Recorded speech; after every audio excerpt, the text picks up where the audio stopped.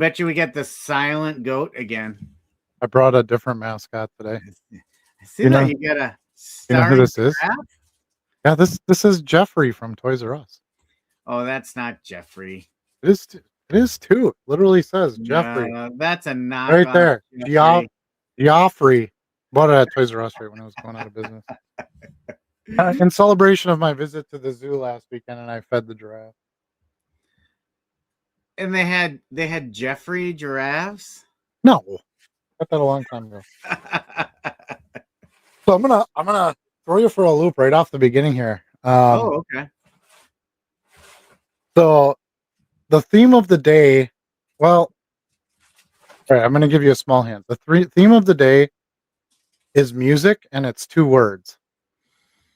What do you think it is? Go Brewers. I knew you were gonna say that too. I'm like, God damn it. I can't let him talk at all tonight because it's just gonna be crap coming out of his mouth. No.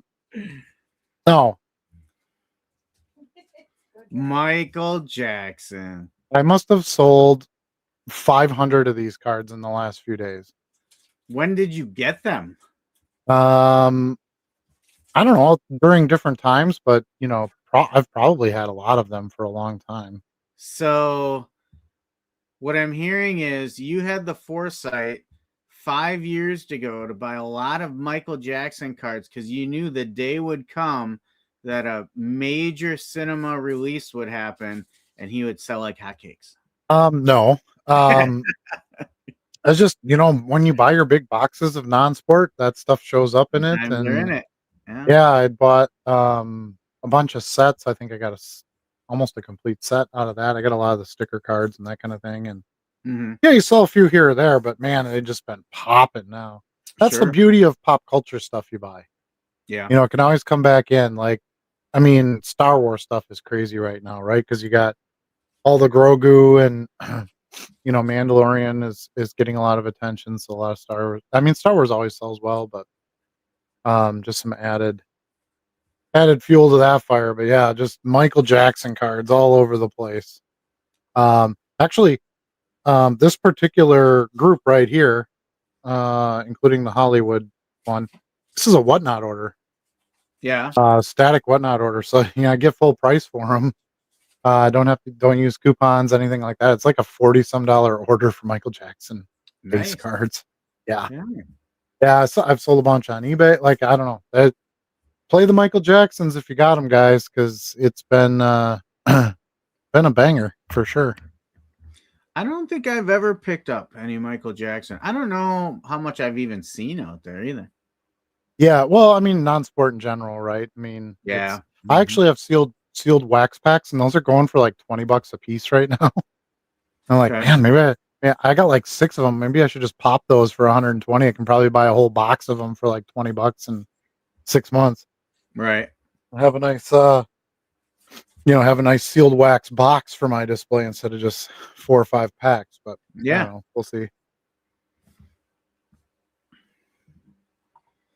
Anyway, I mean, for as big as Michael Jackson was, he doesn't have very many cards.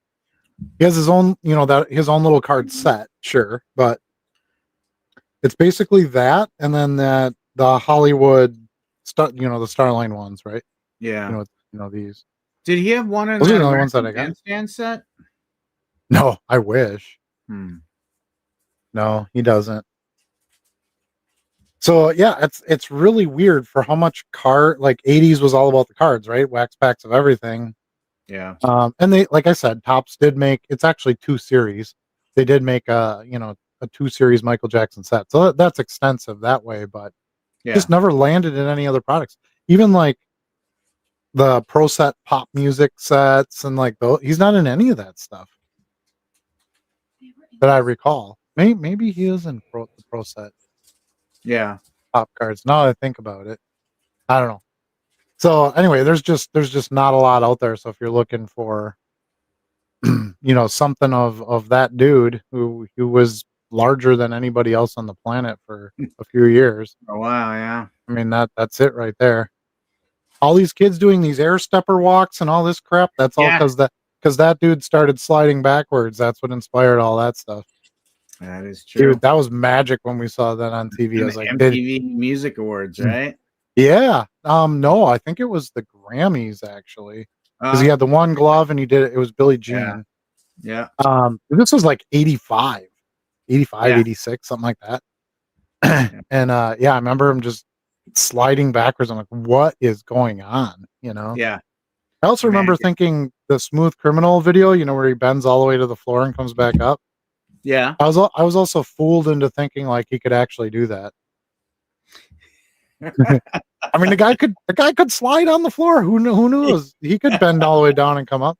Obviously, those were yeah. I mean, those were shoe hooks, right? So he had something that would, you know, he did the bend, but yeah, he had help on the way down and on the way up. But yeah. Anyway, Michael Jackson, guys, I'm telling you, there's so many plays in the card markets, and I think people gravitate towards well, I mean, life in general, right? People gravitate towards the easy ones, right?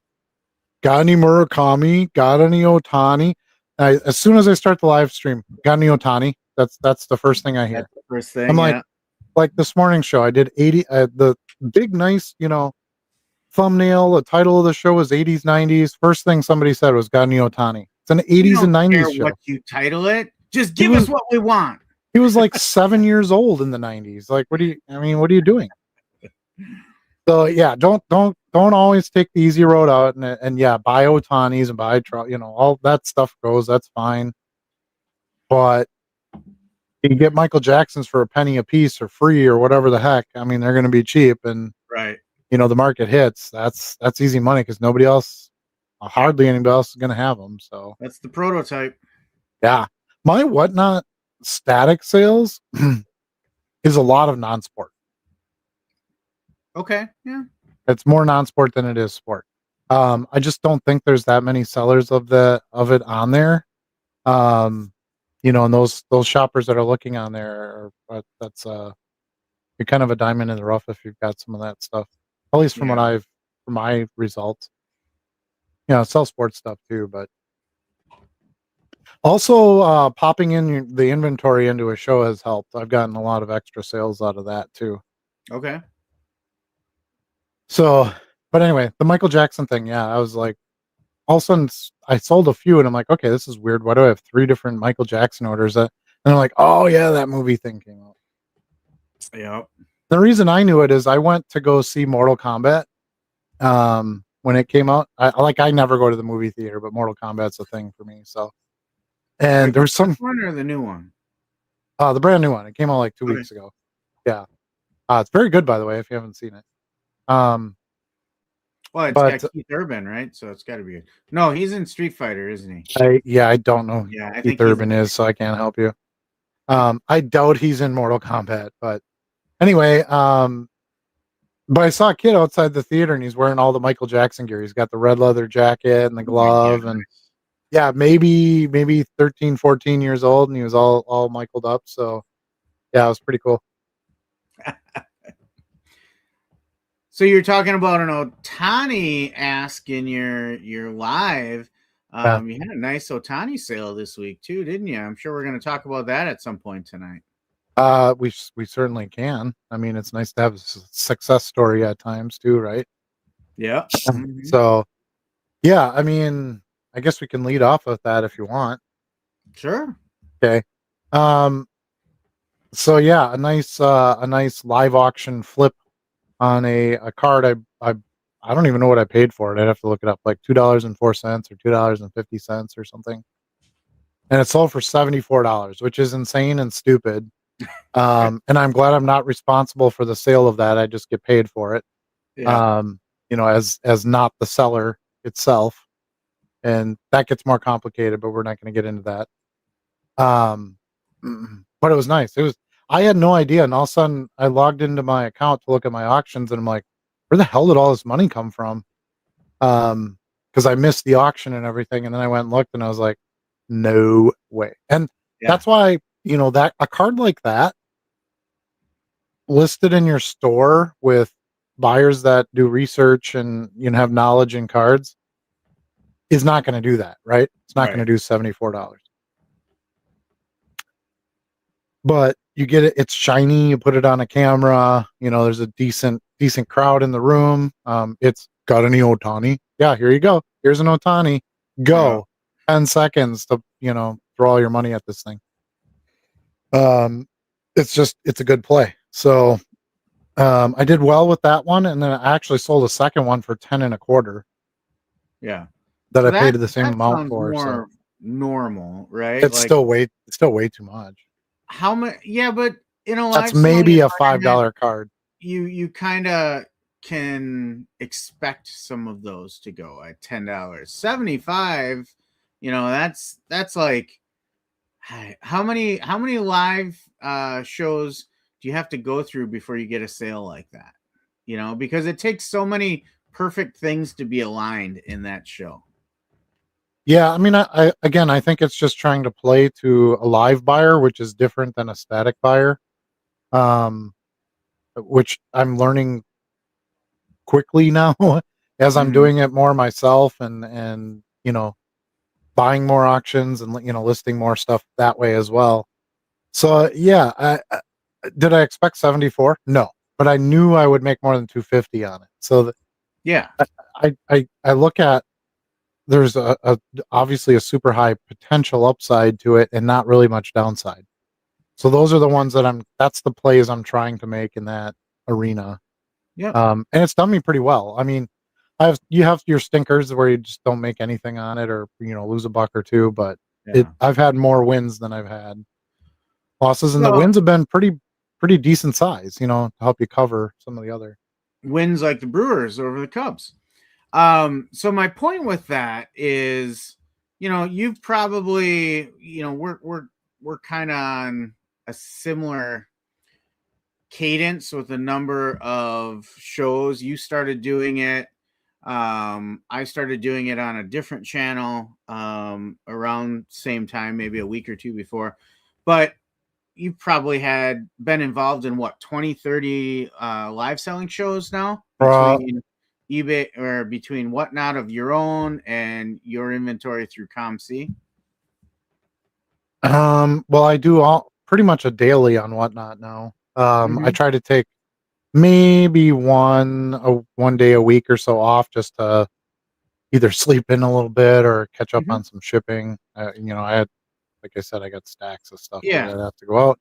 I mean, even better. Let's say it's 40 different auctions you've had inventory. That's probably closer to the truth, yeah. And this is the first big, hey, this really oversold. Like the shorts that we see of overpays and Whatnot, right? I don't know. I'm addicted to those. I know. To me, it's like the fat guy AI athletes. I'm addicted to those videos too, where it's like a video from a soccer game, but they use AI to make all the players huge, right? Yeah. I don't know. I can't resist those.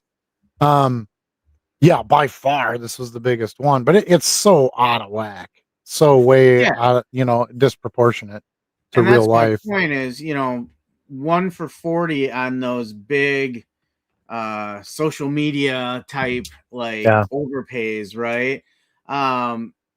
You're not going to see that every day. So I just want to baseline that a little bit.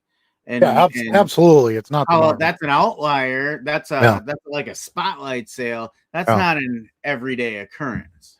No, it's just that the possibility exists versus. It is there. Let's say I listed that in my store at $75. It's never going to move. Right. So and it's quick, right? So. Even if you don't make good on that one, or you break even, or you just make a little bit, well, great. You can get right back in the game again with something else. You're not sitting on it. Yeah. So I like that part. Otani sales a proof of concept of big sales that can happen with the right set of circumstances, but it's not a baseline expectation. You also don't have to buy the card, house the card, ship the card. Yeah. Perform the live action. You don't have to package it up. You don't have it's awesome. I love it. Yeah. So, I'm the thing I liked about it the most, it wasn't necessarily the specific sale itself. It's just the buying power that it gives me now. Yeah. Because I'm trying to do this as an organic experiment for myself to just see, okay, if I pop 25 or $50 in this thing to get going, what can I grow that to? You know, Yeah. am I going to lose it all to, a listing fee? Because obviously you got to pay somebody to do this. Mhm.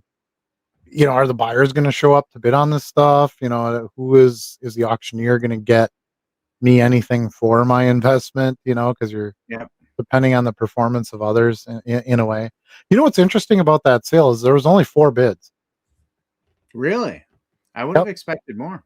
So with eBay Live, I think you can put in a bid amount that's higher than like the current bid, Mhm. if I Well, a remember max correctly. bid, yeah. Mhm. Right. You can do a max bid. So somebody must have put in like, $100 or something crazy. Yeah, it could And be. somebody else would have to come in and put in like 70 bucks or whatever. And then, Yeah. excuse me, that's when it got beat, at 74. Cause I expect, when I looked at the bid history, I'm like, oh, I expect to see like 64 bids or something, right? Like everybody just keeps going, buck up on this thing. Yeah. And it was not the case at all. It just Yeah, jumped right to somebody that just put number. in, like you said, $100 and said, "I'm getting this card no matter what," and then Yep. fingers crossed they don't shoot it up, so Yeah. Yeah. It's very interesting. I'm really enjoying it. It's a fun experiment. I got a couple coming up on auction tomorrow. I know you haven't had very good luck at all recently. No, Recently. my results are kind of middling. Yeah. I first couple weeks I started off in the hole, and I'm slowly digging my way back out. Yeah. But every day there's some surprises, right? Like, yesterday it was a Griffey card that I lost money on. Yeah. That I would have thought, well, at worst I would break even, right? So, you just never know. Some of my better cards weren't the most impressive cards either. Yeah. They were just unique. So that's the thing about live selling versus static. Static, you're building a card that a buyer is going to look for, but in live selling, you got to present a card that's going to create a buyer right away Right. through interest and appeal. Yeah.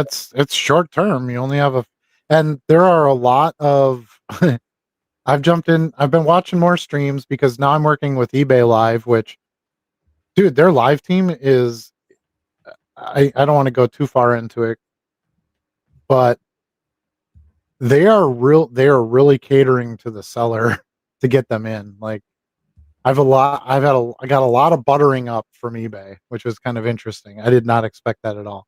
Yeah. Um, as They're a matter like, of this is fact, the guy that's been bitching for 3 months. We better yeah, take care of him.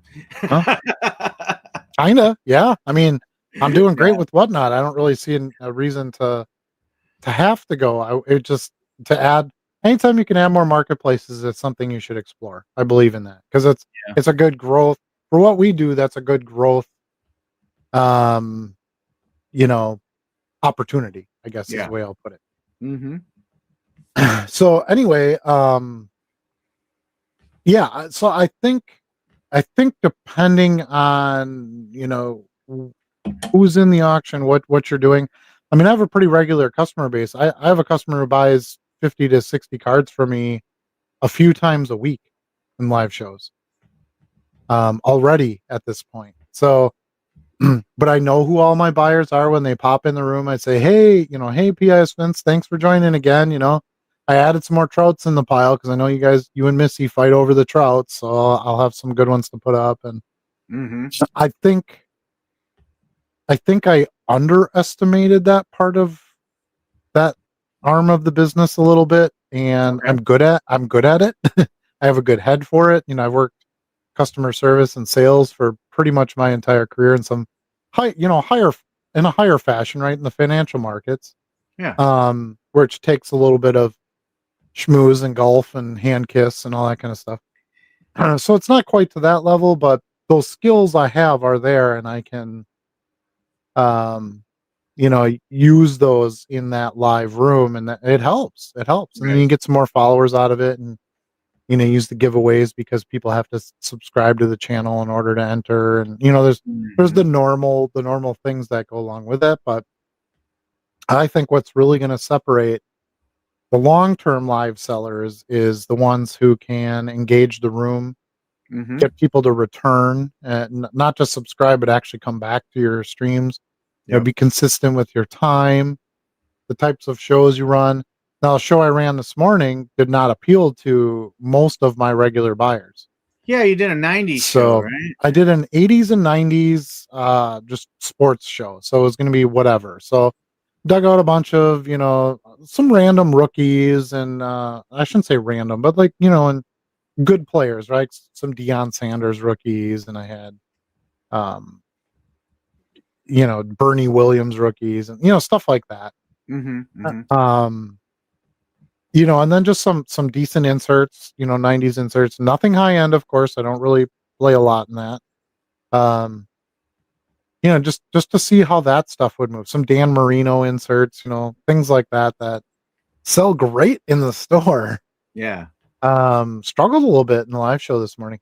And to some degree, I don't mind because like I said, I'm playing the experiments. I sold 23 cards. It's 23 more cards than I would have sold had I not done the show. Made $30 in a little less than an hour, or actually it was like 50 some bucks in a little less than an hour. So, decent to move that stuff. I have like zero investment in that kind of stuff. Those would be all 10 cent or quarter-cent max. I like that But comment though, because I hear that a lot. That's 23 cards I would have not sold if I didn't do the live. But with your volume, you might have sold those 23 cards in your well, eBay not all store. 23 of them. You're right. I could have sold, a couple of them. And here's the thing. This is what I think is really important in the way that I'm doing it. I think there's a lot of people that go, I do live or I do static. I'm doing both. And I think that Yep. that's an extremely important point in the whole thing. So, as a matter of fact, I think I made this point in the Discord. By the way, the Discord link's on the bottom. If you're not in, you got to join that thing. It's free. Basically I run my stuff through a couple of live shows, and if it doesn't go, I scan it in and list it. Well, I did a bunch of 2007 NFL Legends, Upper Deck Legends cards. That set is amazing, by the way. Let's see if I wonder if I have any I could show right away. I got the pack over here. But anyway, so they did okay. Like a couple of the bigger names sold, and a lot of stuff didn't sit. I mean, these are all NFL legends and Hall of Famers, and there's no junk names in it. Yeah. I don't think I have any. But anyway, I think you know what they look like, or maybe we can pull up a picture of it. But I scanned them in, and I probably scanned in because I basically just scanned in whatever was the rest of the set. Because it was from that set bought by those big sets that I bought. Okay. And I maybe sold 15 of the cards in a live show, or 2 live shows, if you will. I scanned them in. I think I sold 40 cards in the first day, static. So, and part of it was coupon. Coupon was applied on one of the purchases. And then you're selling to that eBay audience versus the whatnot audience and stuff. Yep. But I think that's the beauty. I think that's the beauty of it. Try to get the quick bucks on stuff, so you get some return on investment right away. And if things just are not right for your live audience, then the static place is a great place to put them. Right. And it was repeat buyers who bought out of the static store. So it's like my repeat buyers in my show didn't really buy them, but the repeat buyers in my store did. So it's 2 separate customer bases. It's one of the reasons I'm interested in eBay Live, because I still believe that the live audience there is going to be different for me as well. Yeah. And I'm willing to test that. So I'm going to kind of do duplicate shows in eBay Live as my test, so that I have, an apples to apples kind of thing. So I want to do an 80s and 90s show in there and see if I can sell 1990 Topps Bo Jackson cards and things like that. Low end inserts, whatever. And then also do, an ultra modern, rookies and prospects baseball, which I'm just completely slaughtering on. I mean, out of those 3 $200 boxes, I'm up $1,400 in sales in less than 2 weeks out of those boxes. And I still have a ton of cards to pull out of those boxes. And I've sold a bunch static that I ended up scanning that didn't sell. So, Mhm. but that's much smaller portion than the live sales. So there's I don't think live selling is perfect, and I don't think static selling is perfect. I think the two together are about as close as you can get.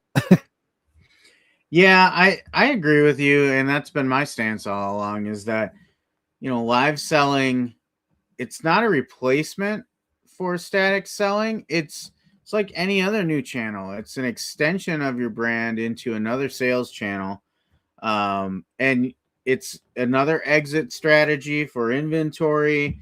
It you know it it's an audience lane to get those return buyers, and spread them to some of your other sales channels as well.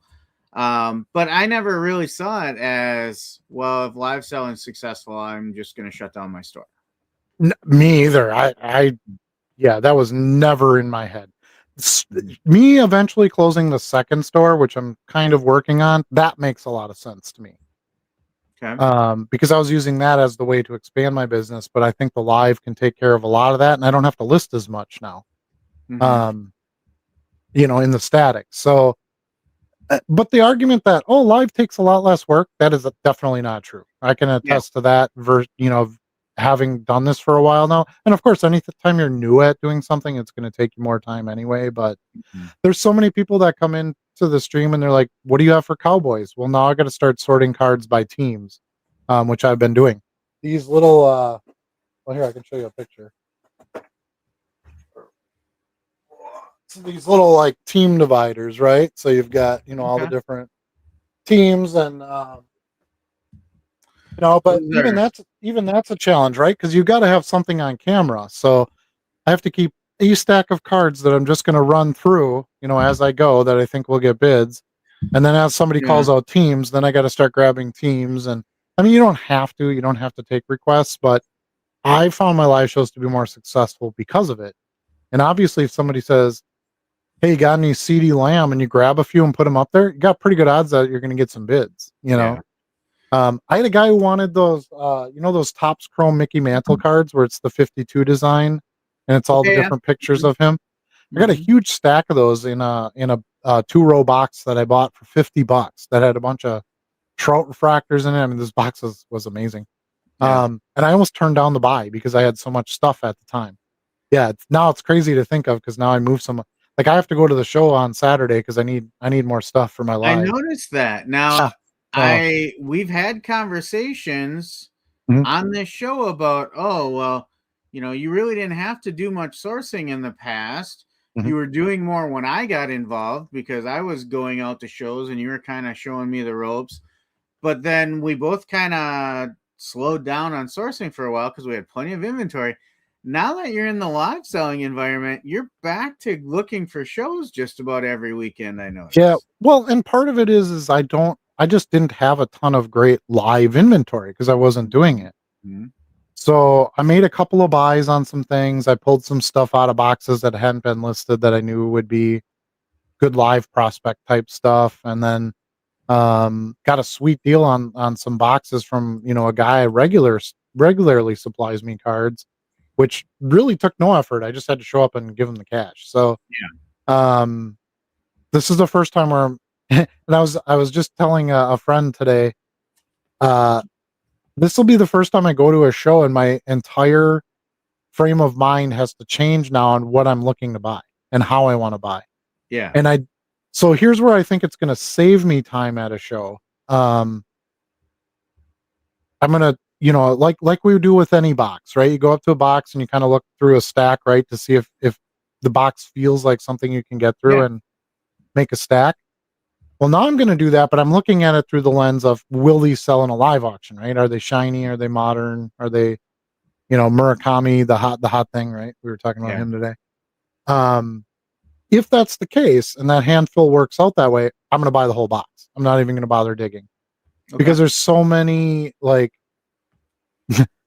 I've sold so many cards and names of players that I was like, why? Who the hell's buying this, right? Because the live audience, the shopping is just different. It just is. So, um, the new Bowman came out, so I'd love to get some new, first Bowman prospects and things like that. That would move pretty quick, I think. Topps Chrome, 25 football. Lots of asks for that in live. So if I can find a nice big bulk box that's got like some refractors in it and some inserts in it and some bigger names, and you know, buying by the box doesn't scare me now because it's not like I have to scan in the whole thing and I'm Right. going to sit on all these cards that aren't good names and blah blah. Uh, I can probably sell most of the base Cowboys cards for the $2 starting price without having to have them sit around. Okay. So that will really reduce my time at a show since I will be required to buy inventory a little more often now. I at least feel like I can do it quicker. My supplier, I already buzzed him for. I said, "Hey, you got some more boxes for me?" He's like, "Dude, he's like, you just got those from me." And I'm like, "Yeah, well, I've done really well on them, and I'm starting to run down." And there's like certain players, of course, that sell faster than that are in demand, and you put them in a show, and then Yeah. you run out of them. Connor Griffin is probably the biggest one for me right now. And then the next live show, you go, "You got any Connor Griffin?" Right? And it's like, well, I had 6 or 8 of them in a box and they went over the last few shows and I didn't go buy any more stuff right now. So have to get those things, sourced a little bit more.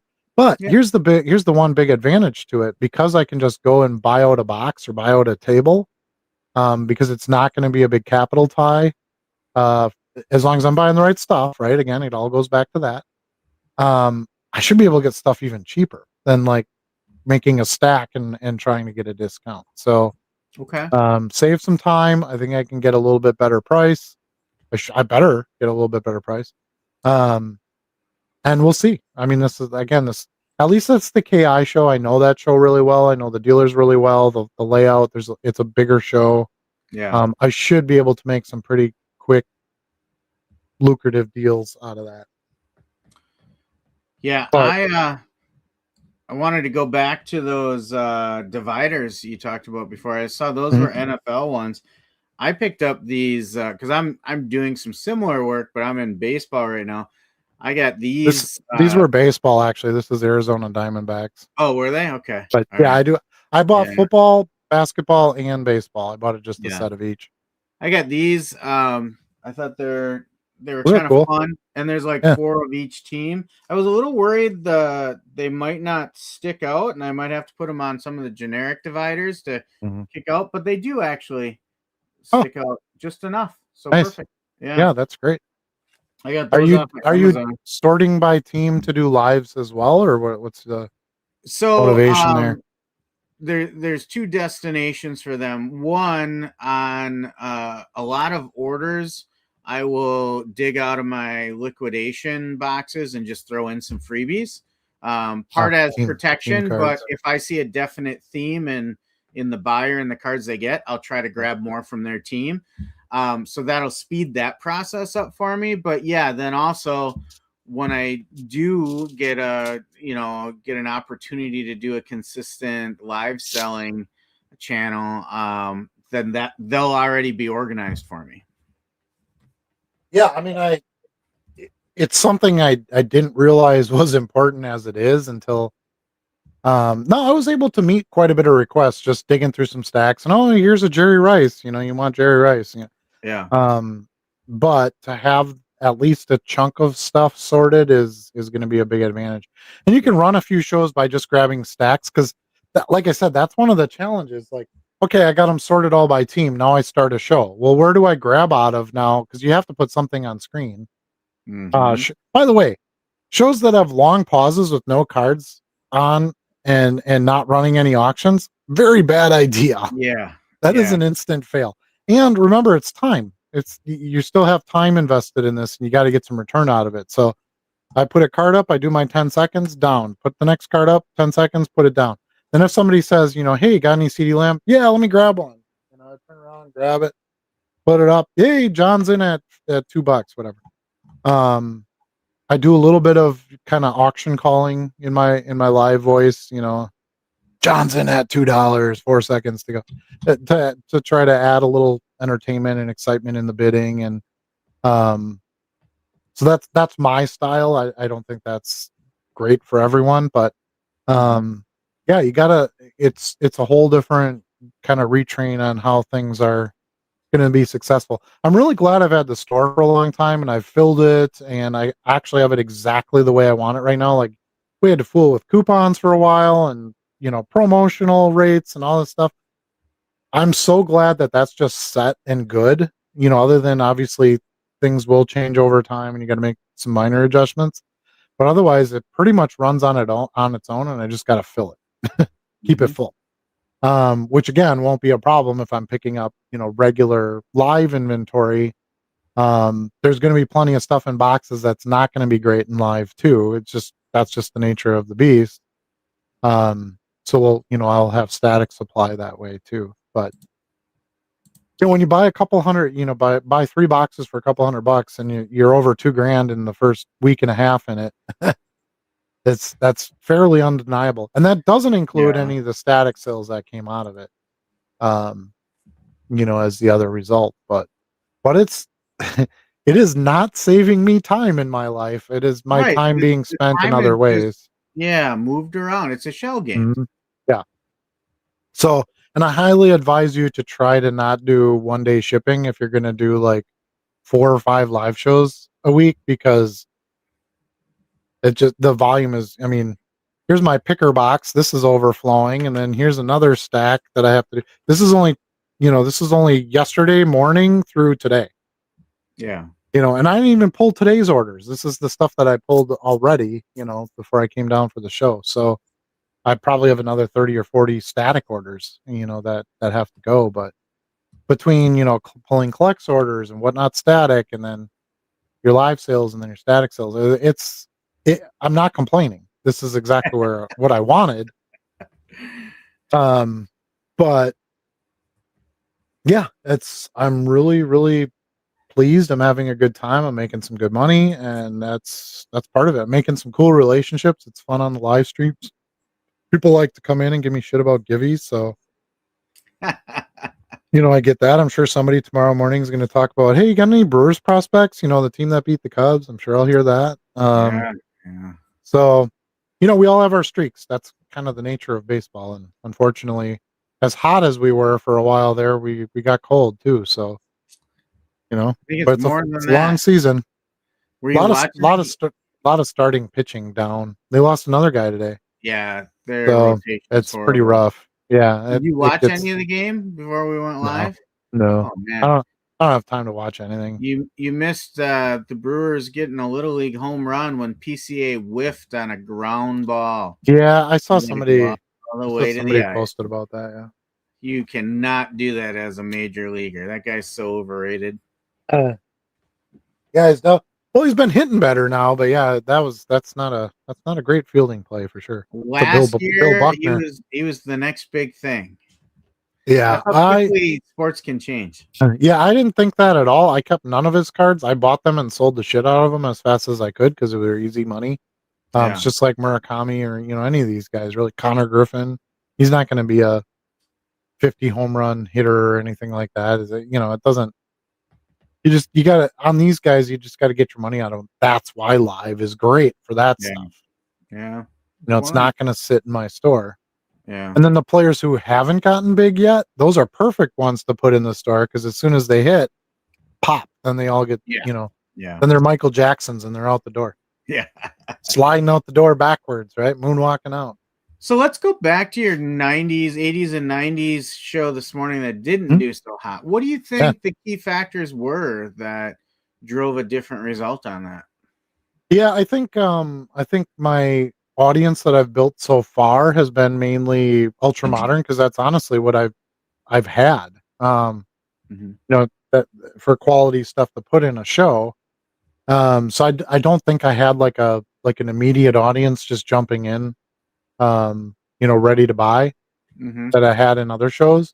And Whatnot is really a modern market, right? It's flashy, it's the bright yellow colors, it's bid, right? Like that shorts guy. He makes me laugh. Yeah. Um it's the fire, it's the energy, it's the if you have buyers in there and you're showing them George Brett cards, they're like, "Who the hell's George Brett? Like, is that a new prospect I haven't heard of yet?" No, he's a Hall of Famer, right? Whereas Yeah. your static buyers are going to be like your George Brett collectors and things like that. I can get a 16 card order, and I'm just picking on George Brett because I see a card on the top of my stack. I actually did sell one in my 80s and 90s show. But I get a 16 card George Brett order any day. Yeah. It happens all the time. I can barely sell 1 or 2 cards in a live show Yeah. of decent stuff, less than what I would sell it for in the store. It might be a $5 card I list in the store, and I'm starting it at $2 and can't get a bid. So, So you think um, it was just the choice of inventory? yeah, and one of the reasons it was a few reasons I wanted to do it. I have some good 80s, some fun 80s and 90s stuff, and I wanted to do some live with it. It's fine if it doesn't sell, I'll run it static. So I didn't really care about that part so much. But I wanted to, I advertised it as that. I created the thumbnail that way. I made sure I had some Griffey in there. I had some Barry Sanders. I had like the 90s that, would be the hotter players as well.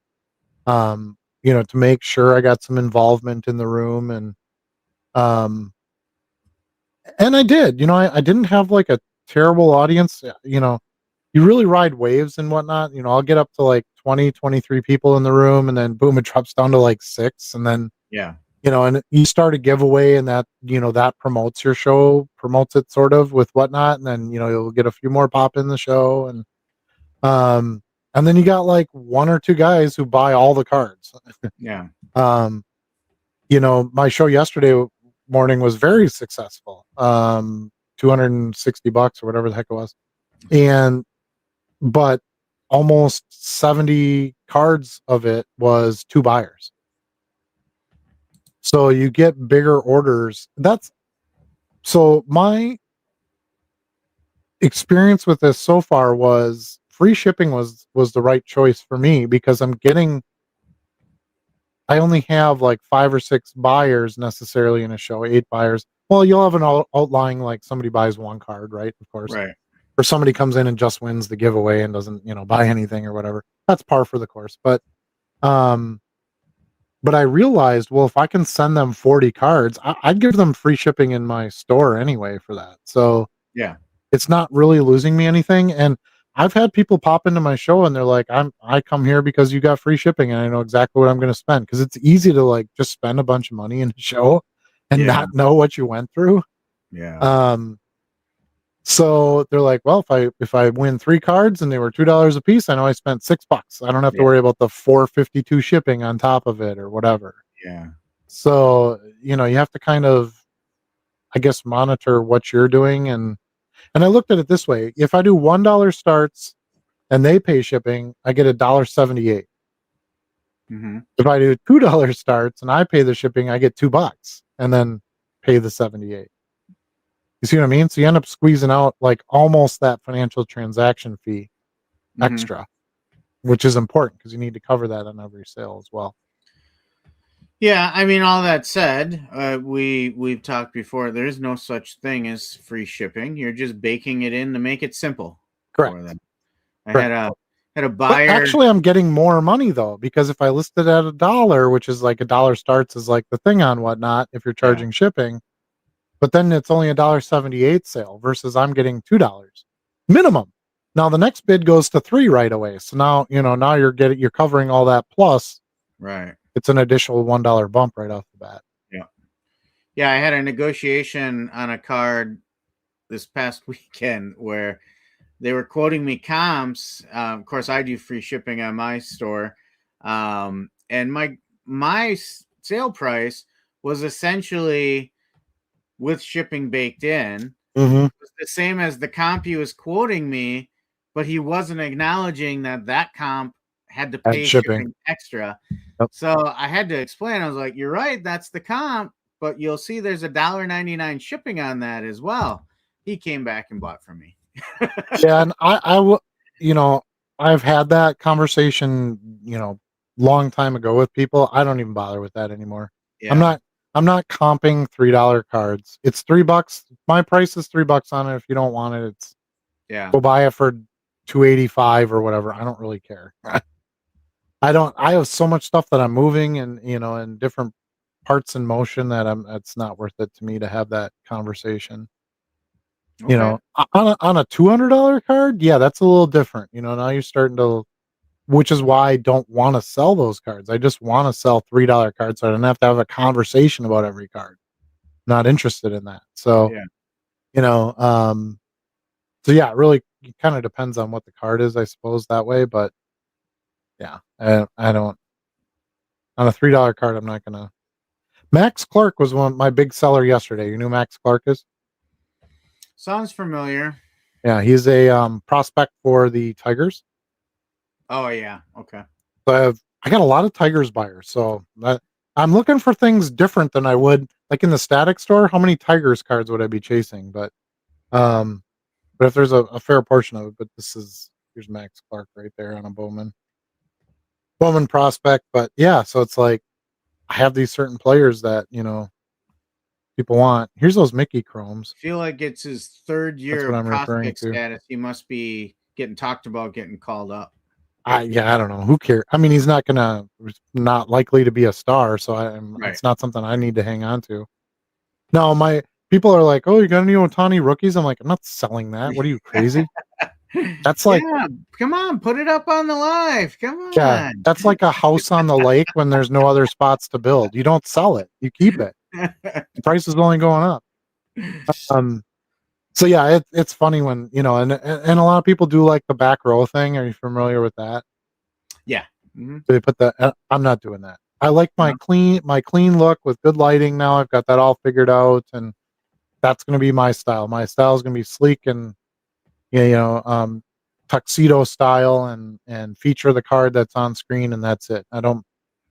But a lot of these guys don't have stores. They don't have anywhere to put a static, a card they want to sell static or get offers on, so they got to throw it in their shows.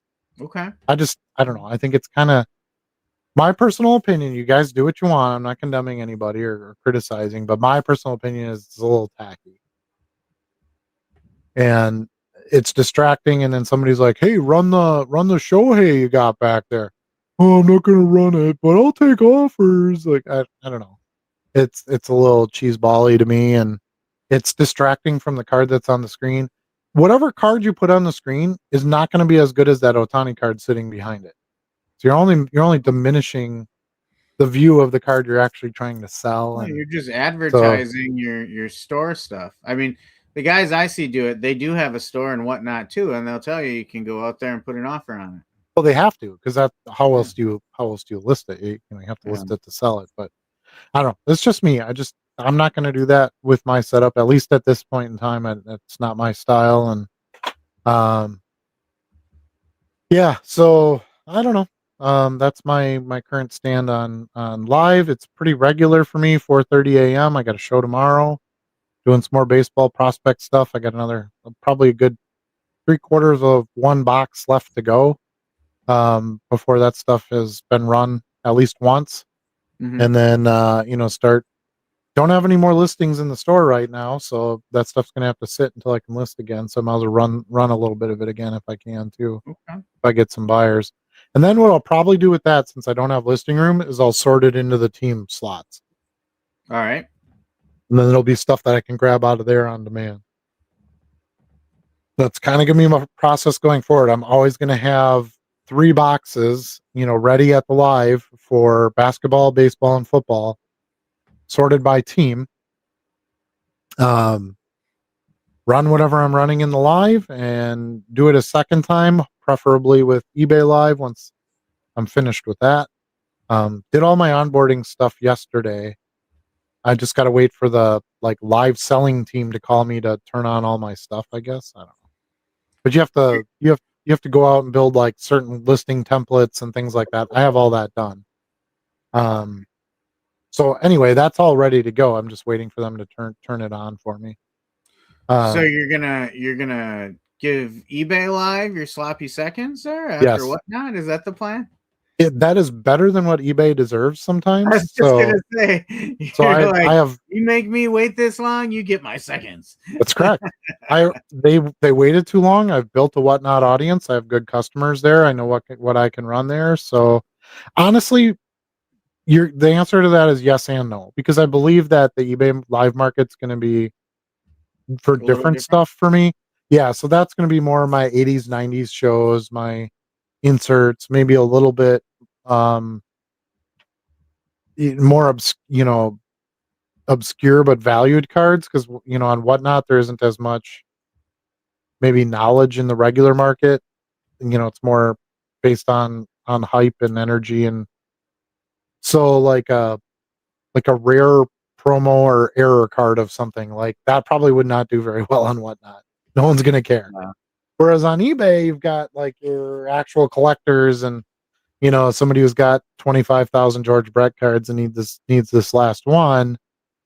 You're got a little bit better odds of getting maybe a couple of people in the room that recognize that and can do something with it, push it up. So I also like the eBay shipping profiles a lot better than Whatnot's, because it just goes into my regular eBay shipping, and I control the price. I pay for the shipping, so I can consolidate orders and ship 15 cards, for 3 ounces, and put them in a 6x9 envelope. Whatnot, you don't get any control. They charge you the shipping right up front, and you mail them out the way they tell you to. So that's something that I have to work through my brain too, of, okay, well, can I get more multi-card orders over here where I can reduce the shipping a little bit better, or I don't know. So definitely going to be a work in progress for a while, but Okay. Well, why don't we take a quick yes, break from the conversation to check in on the chat before we agreed. get too far along? I saw when we logged in, StreamYard was promoting a new feature in chat that makes it easier for us to manage it as we go along. So Oh yeah, we'll see how that works. But if we jump in right now, I think we'll stay a little more current with the conversation. Sometimes we get too far ahead in the conversation and we go back in the chat and like, we're like, what what are was they that talking about? about? Yeah, yeah, it's true. Well, By the way, it's been 2 weeks, so we had a lot of talking to do, and a lot's happened in 2 weeks. Brewers still up 5-0, 2 men on. Okay, Ninth inning. okay, Yeah. Sweep. Anybody got a broom? yeah. Good luck Designated with the Dodgers tomorrow. designated heck. I don't care about that. All I care about is beat those Cubs. Lame. Cubs, I believe, they were in third place coming into this game. I wonder if this loss will knock them down even more. Second, well, I think No, they were third. tied for second, were they? Oh, As of yeah. today, they It slid doesn't down. matter. That's all I going think to they're shift the again. I Cardinals. mean, Pittsburgh was on top for a while. Cincinnati was on top. They're probably just gonna sink the rest of the way. Brewers were last week. Was only last week they were last. So it flips quick. It is amazing when you get like starters back and stuff, how quickly Yeah, it can change. So yeah, for sure. all right, designated hecklers here. Welcome back, fellas. It's been a long 2 weeks and 8 minutes. Was it 8 minutes before we opened up? Well, Now it's like that was when he sent the chat. It was probably more like 12 minutes. that's like 54 minutes now since we've acknowledged you. So welcome back. We're happy to be here. Yeah, it feels a little refreshing going 2 weeks and then opening back up. Like I was looking forward to it tonight. Yeah, for sure. Not that I wasn't normally, but it was a little different feel tonight after skipping one. Dan's here. Poof. There he is. What up, fellas? Sick MJ sales, brah. This is the color of money right here. The color of money. Man, there's so many things that can be said about that. You know what's great about like multi-card sales like this is it opens up so many nice slots to list other stuff that's like not this. Because normally this wouldn't be the heat in your store, but I mean it was Michael Jackson cards, that I probably paid like $1 for all of them or something, and selling them at $2 a pop on Whatnot, no discounts. Gotta love it. Yeah. Dan says, love the Brewers jab worked in. Did I work in a Brewers jab? I didn't notice. I it must have just been natural conversation. I don't know. Hmm. Bradley's here. He says, Brewers 5, Cubbies 0. See you guys at the KI this Saturday? I will be at the KI as a shopper. I do not set up at shows anymore.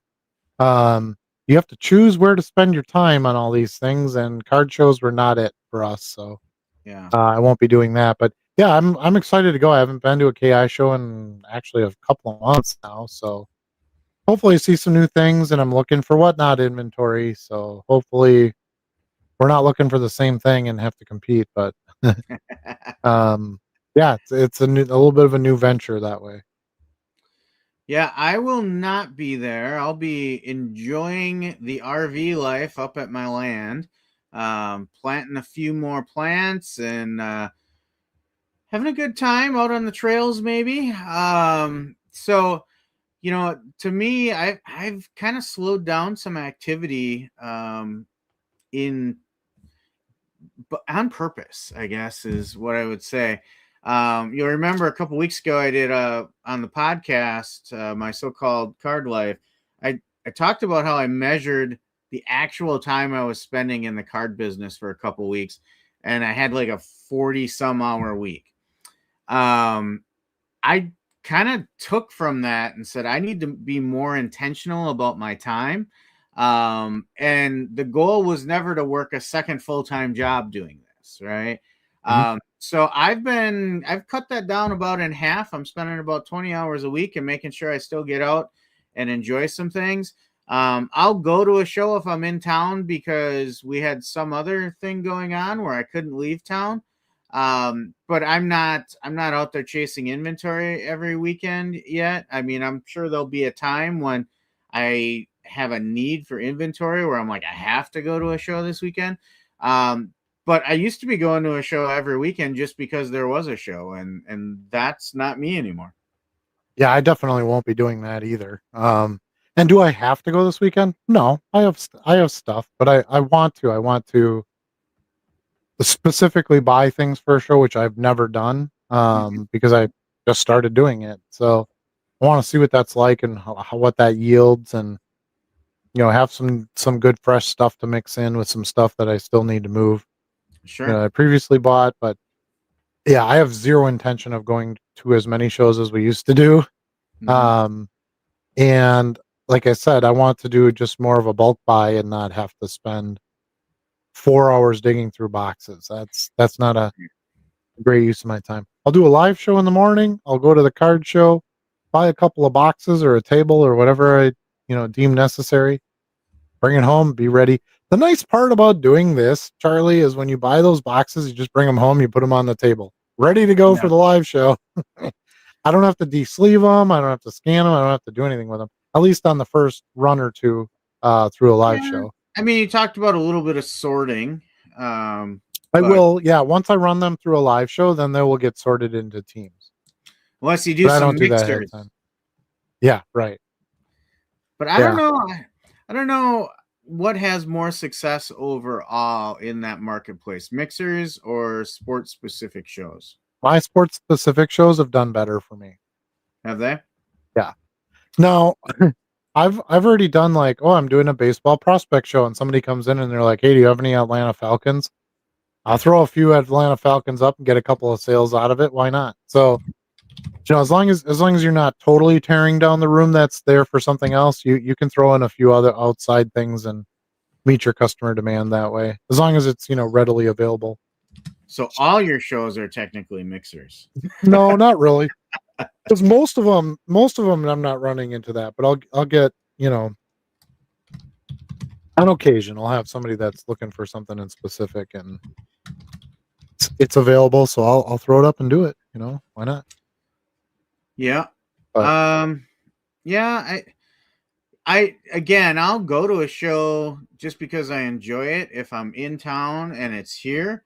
I'll also think about shows if I'm traveling someplace. Like I was kind of talking with a buyer recently about maybe buying their collection, and yeah, tell they're us about over that. there, huh?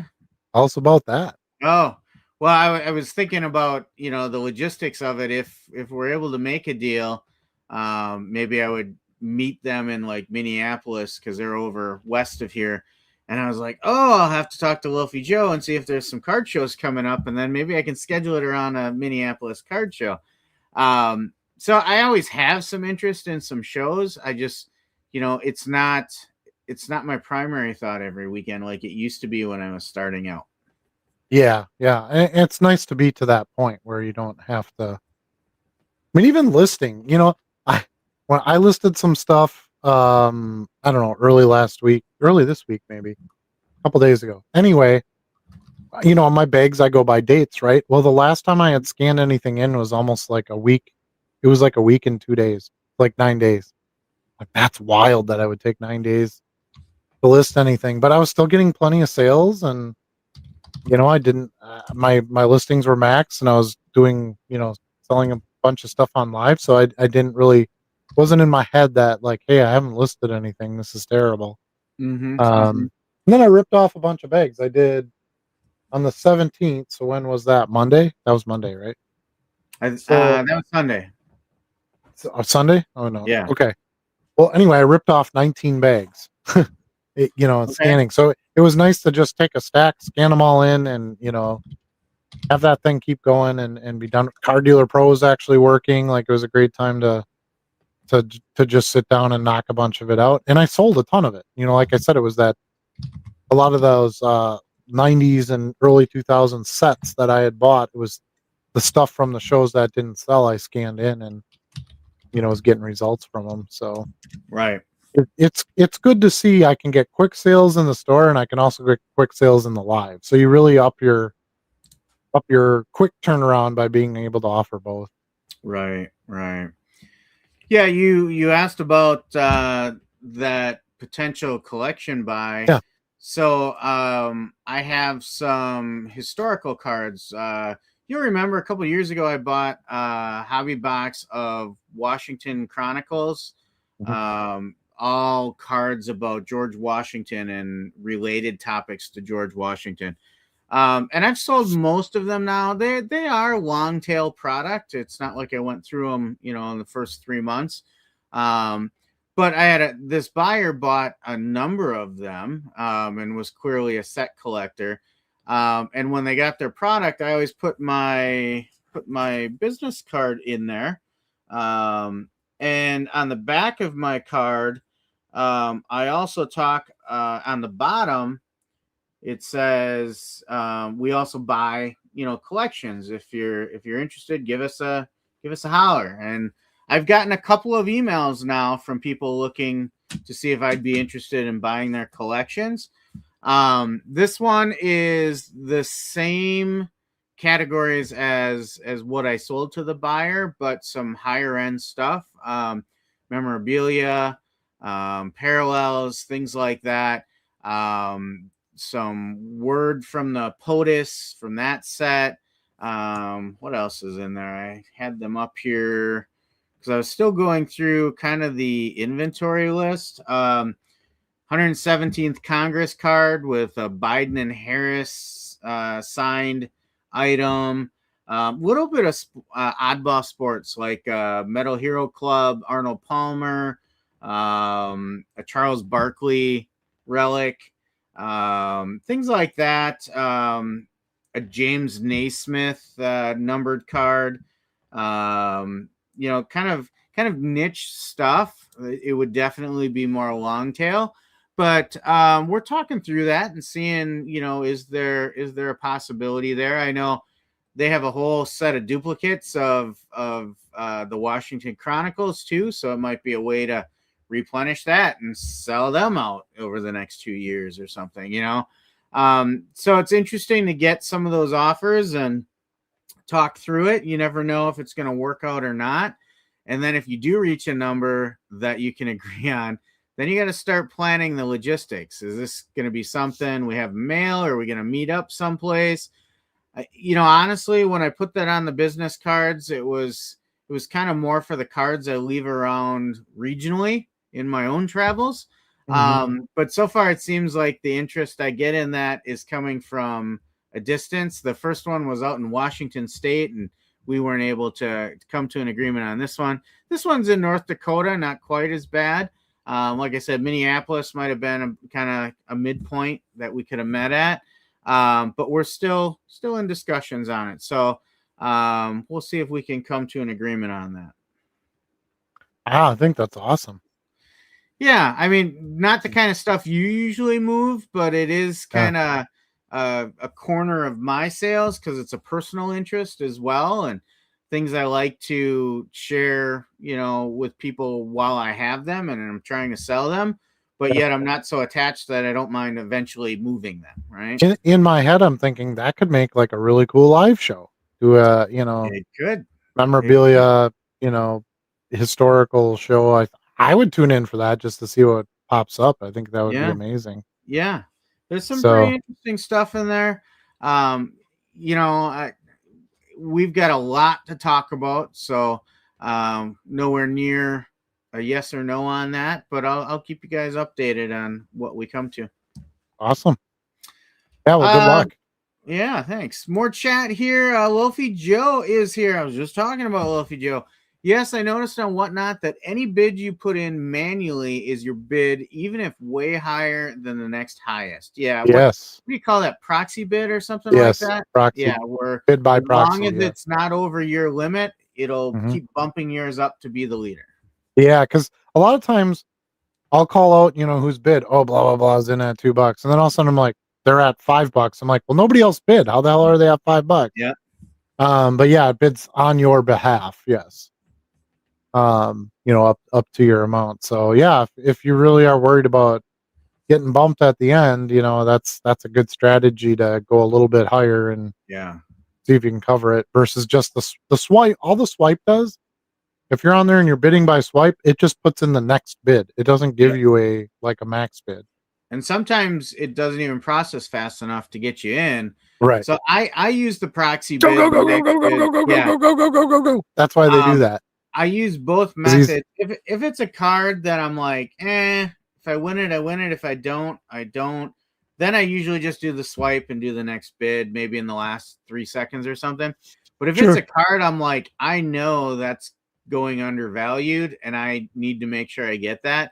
Then I usually set in my max bid for what I'd be willing to pay for it to, ensure I've got about an 80 to 90% chance I do end up taking that card. And I don't really shop in live auctions. It's not my thing. Yeah, I don't do it a lot because it is really time consuming.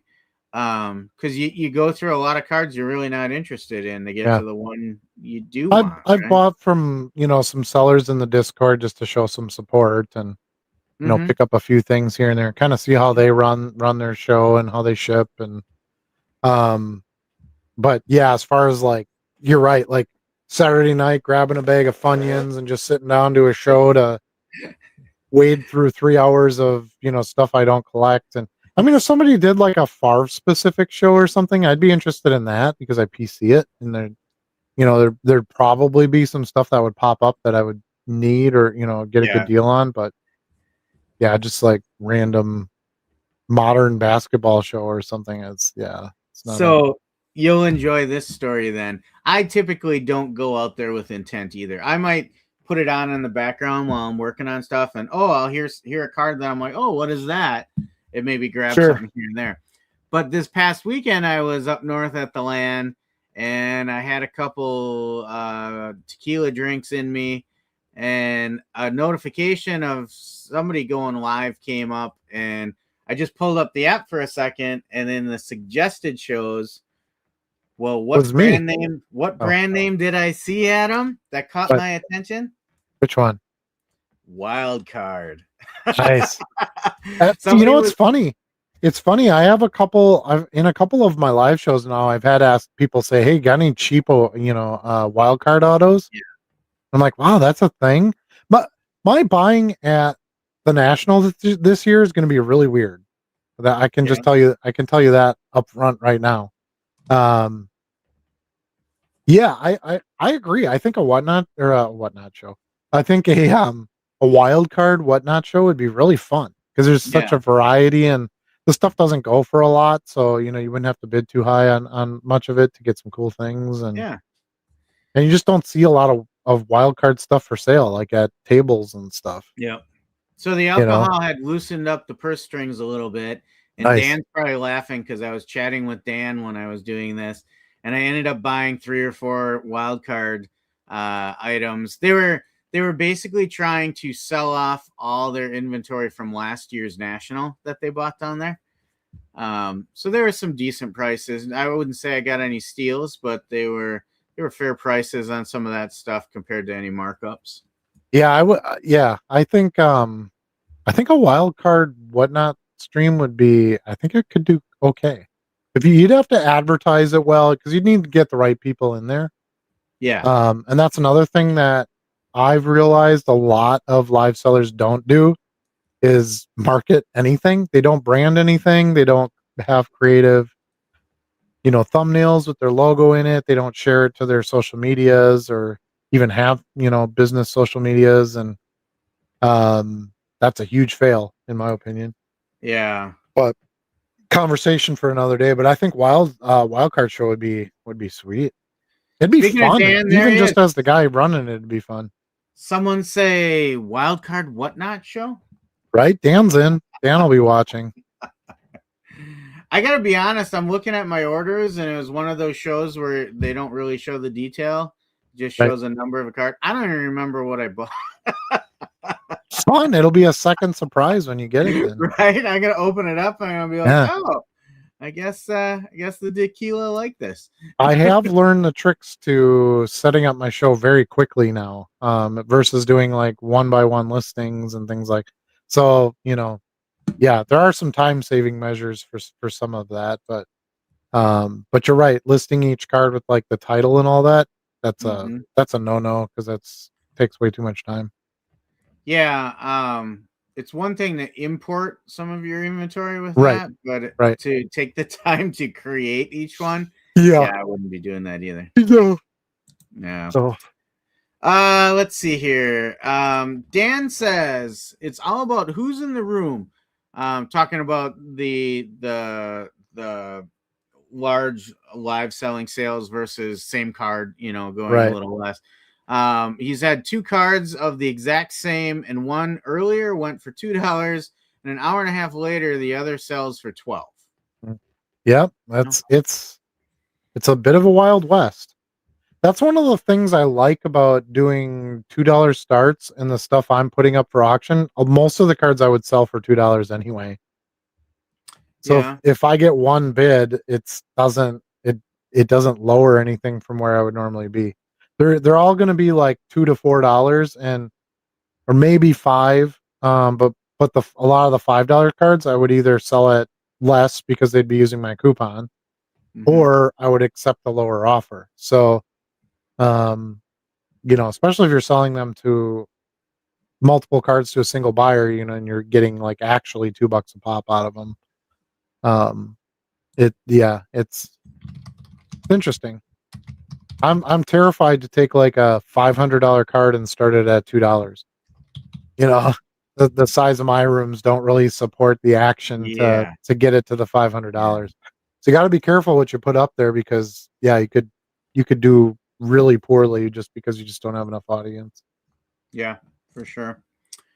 Dan goes on to say, I think eBay Live is great for 90s and older, and whatnot is more newer generation. So modern cards rule that area. Yeah, that's kind of my take on it. From so far, I'm just trying to run a few shows. It doesn't cost you anything to run a show. Other, obviously, you got to take your time to do it, but I think it's the right way to kind of see, what you can and can't get away with, and who you've built for your customer base.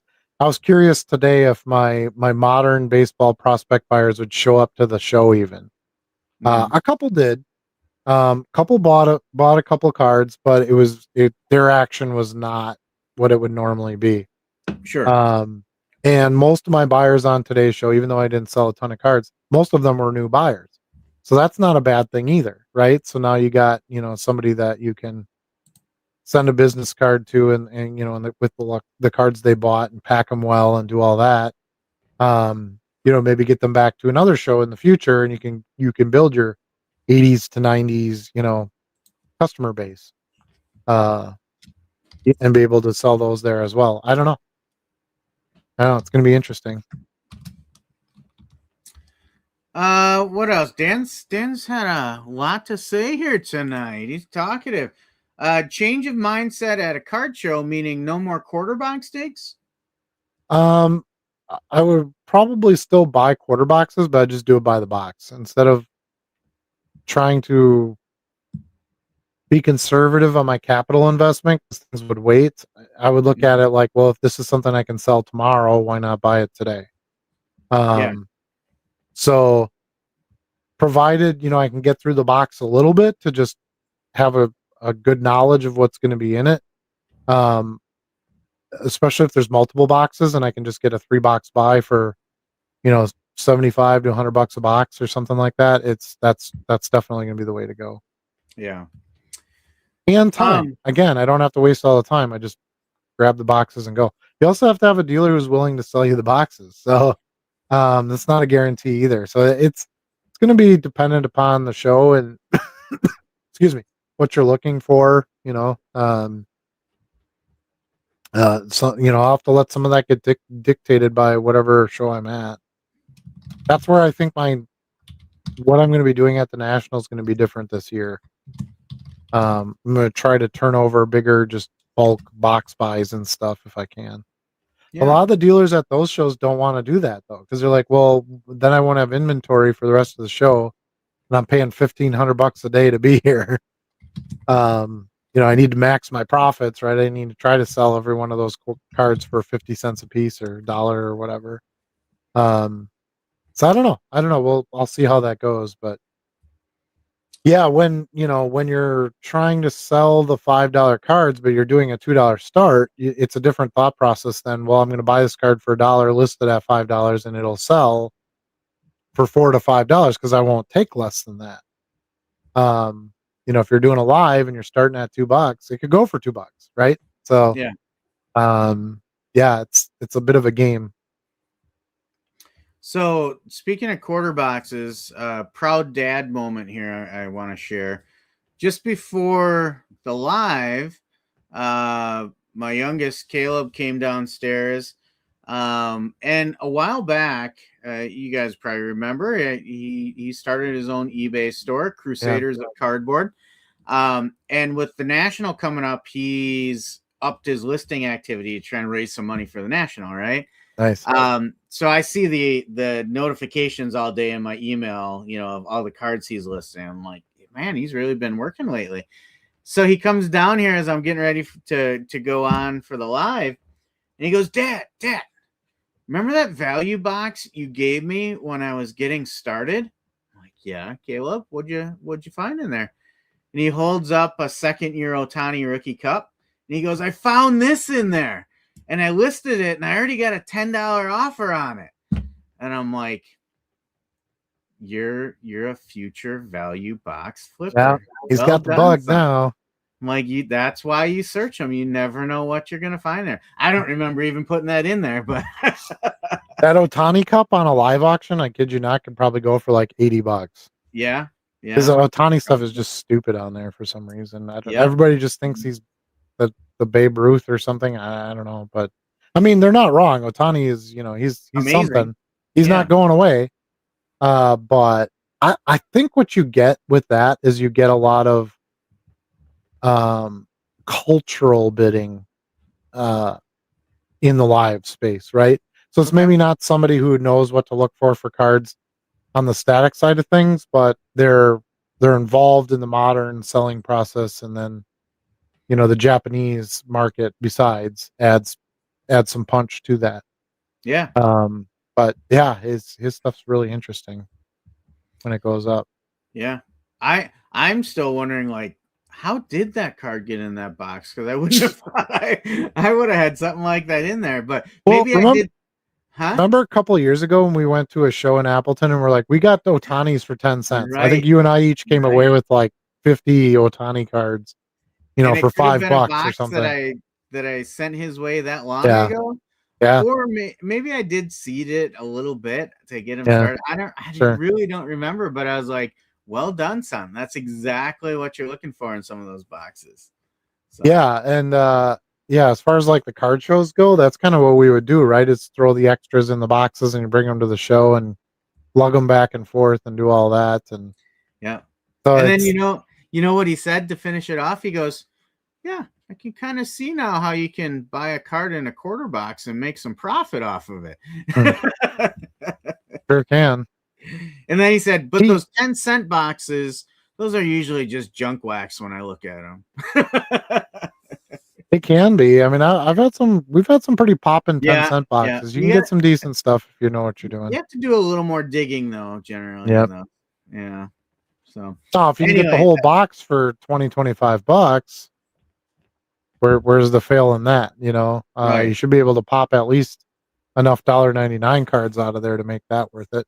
right, right. You know, And then that's where you can really find. I love it when you find some of those quantity cards in there too. Like, I went on a streak of selling. What the hell was it? Last week I was moving a lot of. There were they were all the Otani bases, like random Otani yeah, base yeah, cards. But I found like a quarter of a row that were all Otani base cards, and then there was hmm another quarter of a row that was all Judge cards. And I was like, I'll buy that box. Send it my yeah, way. yeah, absolutely. All Yeah, so right. I'm back to more of like the bulk, and that was something that I stated over a year ago. Like that's what I want to do now. I just want to go into a show once in a while. I bought that one dealer out $700 or whatever it was for all his boxes, and man, that was good stuff. And I just kept listing it and selling it, and listing it and selling it. Didn't have to go buy anything else, and it was Yeah. already curated because it was all 50-cent cards. So you knew, there was going to be value in most of them, and yeah, I mean, it was just that's what I need to get back to, and then just adding the live selling angle on top of that with it Right. Right. makes it make Uh, more sense. Ziggy's with us. Ziggy wants to know, did you start with any followers or just start blind and hope people come in with your live selling? Yeah, I mean, I'm newer on the consistent side of live selling, but I've done a few shows in the past, and I got some followers out of that. I think I got some followers right away due to my social media presence. Some people in the Discord, our Discord that I run, which by the way, the link's coming across the bottom. Be sure to join. But yeah, I think some of it kind of kick started from that, and then yeah, just consistently running shows, getting people in there, have them buy stuff, putting up good cards, congratulating, doing giveaways, remembering people when they're in shows, things like that. Uh, it just helps build that follow. I'm over 1,000 followers already, and I've really only consistently been doing the live selling for maybe a week and a half or so, almost 2 weeks maybe. Because Mm-hmm. tomorrow's Thursday. I think it was a couple weeks ago Thursday. Um, so yeah, that's pretty good, I think. Um, that's the other thing I like about eBay Live is I have like 3,000 followers there Mm-hmm. that buy from me regularly static. I'm hoping I can get some of those static buyers into my live shows as well. Hoping that translates. As Yeah. well as, like I use the Whatnot, live shows to sell some of my static inventory. I plan to do the same thing with eBay. So they can cross sell to each other. You should be getting increased sales no matter what. The more effort you're putting in, Right. and getting in front of people. So, but yeah, on your first stream, do you have 1,000 followers? Well, of course not. You're gonna have to take some time and get in there and show your personality. Put some cards up, have some fun with it. Be engaged with your chat. That kind of thing. Like I said, do giveaways. Um, I've What kind of giveaways, Adam? He Um, wants to know. oh, he wants to know what kind of giveaway. So what I do for mine, because again, it's just low end stuff. I give a free card of something that I ran in the show that didn't sell, is basically what I say. Now I kind of do what Charlie does. So like, let's say my giveaway winner is a guy who bought 10 Barry Sanders cards from me. Well, I'm going to throw in, a Barry Sanders card, probably, you know, I got some guy who bought, 10 Cowboys cards. I'll throw a Cowboys card in, um, and keep it reasonable. If I have someone who come in, they win a giveaway and they leave. I don't care what I send them. Yeah. Then it'll just be whatever random card. And I like that because I already have all my live stuff there that I just ran. I know what sold, what didn't. I just grab something out of the didn't pile, ship it, and then that just doesn't go back into a show. So that's how I do mine. I do have little mini stickers. Actually, Jenny made me some more. I got to come pick those up. My little logo stickers. When I have a newer buyer that places a decent size order, I send them a little sticker of my logo on one of my I live also shows. have this for you yet too. Oh yeah, that's right.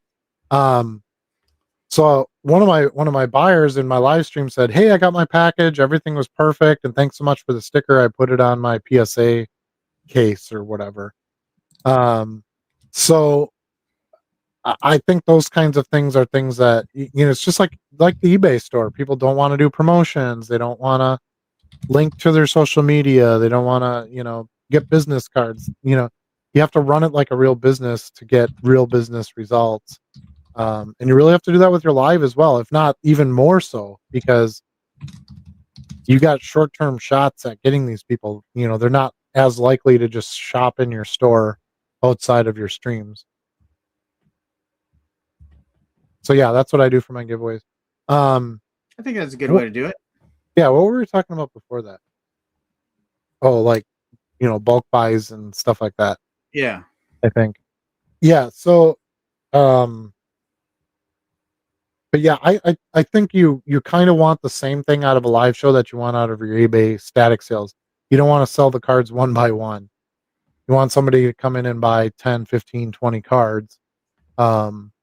It saves your packaging time, your supplies, costs, all that kind of stuff.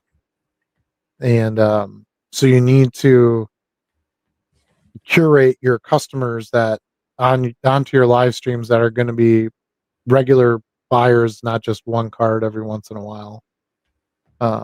Hopefully you get some buyers like that. I don't know. It depends on if they like your stream or not, I guess. If they like the stuff you put up. Now you don't have to do every show that appeals to those customers. You can, kind of change up your customer base from time to time too and run well, my customers buy all baseball. Well, I'm going to do a basketball show today. I'm going to try to get some basketball customers. I think it's still smart to try to be well-rounded with your shows. Yeah, I would agree. Hey, want to hear a crazy physics statement that will blow your mind, and then we can apply it to live selling? Sure. So if you're in a car going 60 miles an hour, there is a part of the car that is not moving at all, and there's a part of the car that is moving twice as fast. Do you know what they are? Not moving at all would be Things that make you go, I would say not moving at all is the body inside it, you. I would Do you think say yes, but incorrect? the thing that's going twice as fast is the tires. You're on the right track. So it is centered around the tires, but you have to be more specific about what parts of the tires in our answers. Axles? Oh no, the tires themselves. I see why you went there, but no, it's parts of the tires themselves. One part of the tire is going 0 miles per hour, and another part of the tire would be going 120 miles an hour. So the treads are going 120 miles an hour.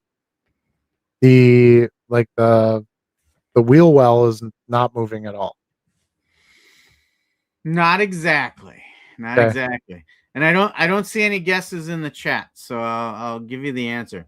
So the bottom of the tire that is in contact with the road is not moving at all. Okay. Because if it were, it'd be spinning. Yeah, it's skid. In order to keep that contact and always have that bottom in contact, the rest of the tire moves at twice the speed. Okay. Now think about live selling. And let's say you're going at a speed of let's say one day a week you do 2 shows and the rest is 1 show a day. You're doing 8 shows a week. That's your speed. But your velocity of card sales, you could say, is 0, and your sourcing is twice the speed of 8 shows a week because you're always keeping a card on your stand selling. So to me, I think of that as like your comment earlier about I didn't really have less work. I've just reallocated the work elsewhere. And to me, that really calls out like this increased sourcing to keep up with the ability to keep a card on that stand.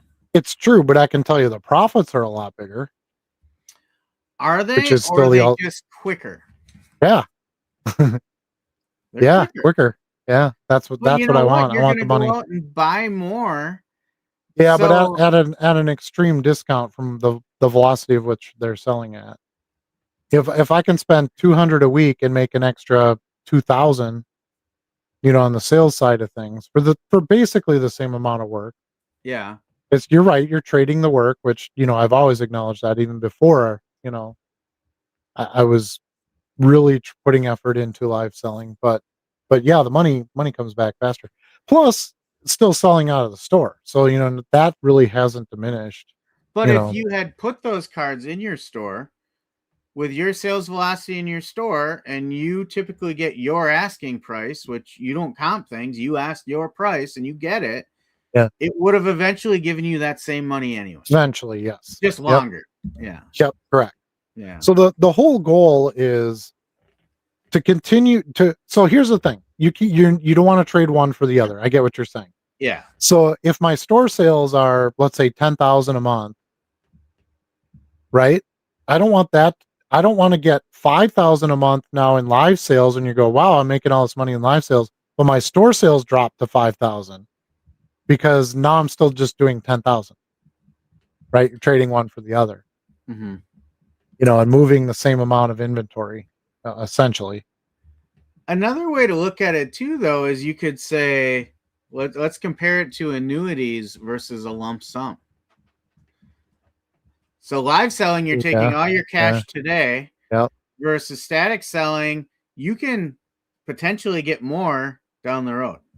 Yeah, and I agree. I think you have to do both, because I think, okay, so let's say you played the lottery, right? And you won twice.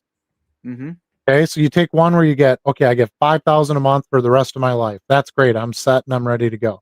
Mm-hmm. You take the second one, you take the 15 million up front, because the value of money over time goes down. So 30 years from now, when you're still getting 5,000 a month, is that 5,000 a month worth as much as it is 5,000 a month today? No. Because you see what I'm saying? Right. Yeah. So the faster you can get the money does afford for better value, because you have it in today's dollar, versus 2 years from now. I mean, look at what's happened with prices on everything, right? Yeah. And we're in an economy that's, really shows these effects. If I sell something for $5 today and 2 years later I sell it for $5, that $5 is better today than it is 2 years from now. Potentially, but when you factor in tax rates and things like that, it might not be. So let's say you take a lump sum today, you're going to immediately pay 60% of it to the government, right? Well, because you're talking about changing brackets. That's we're not selling, $60 million cards here either. But I get it. Yeah. But there is an argument that supports static selling as well, I guess, is my point. And I know you agree with that as well. I think you need to do both. Yeah. I think both are very important, and the time you spend is about the same, but it's different.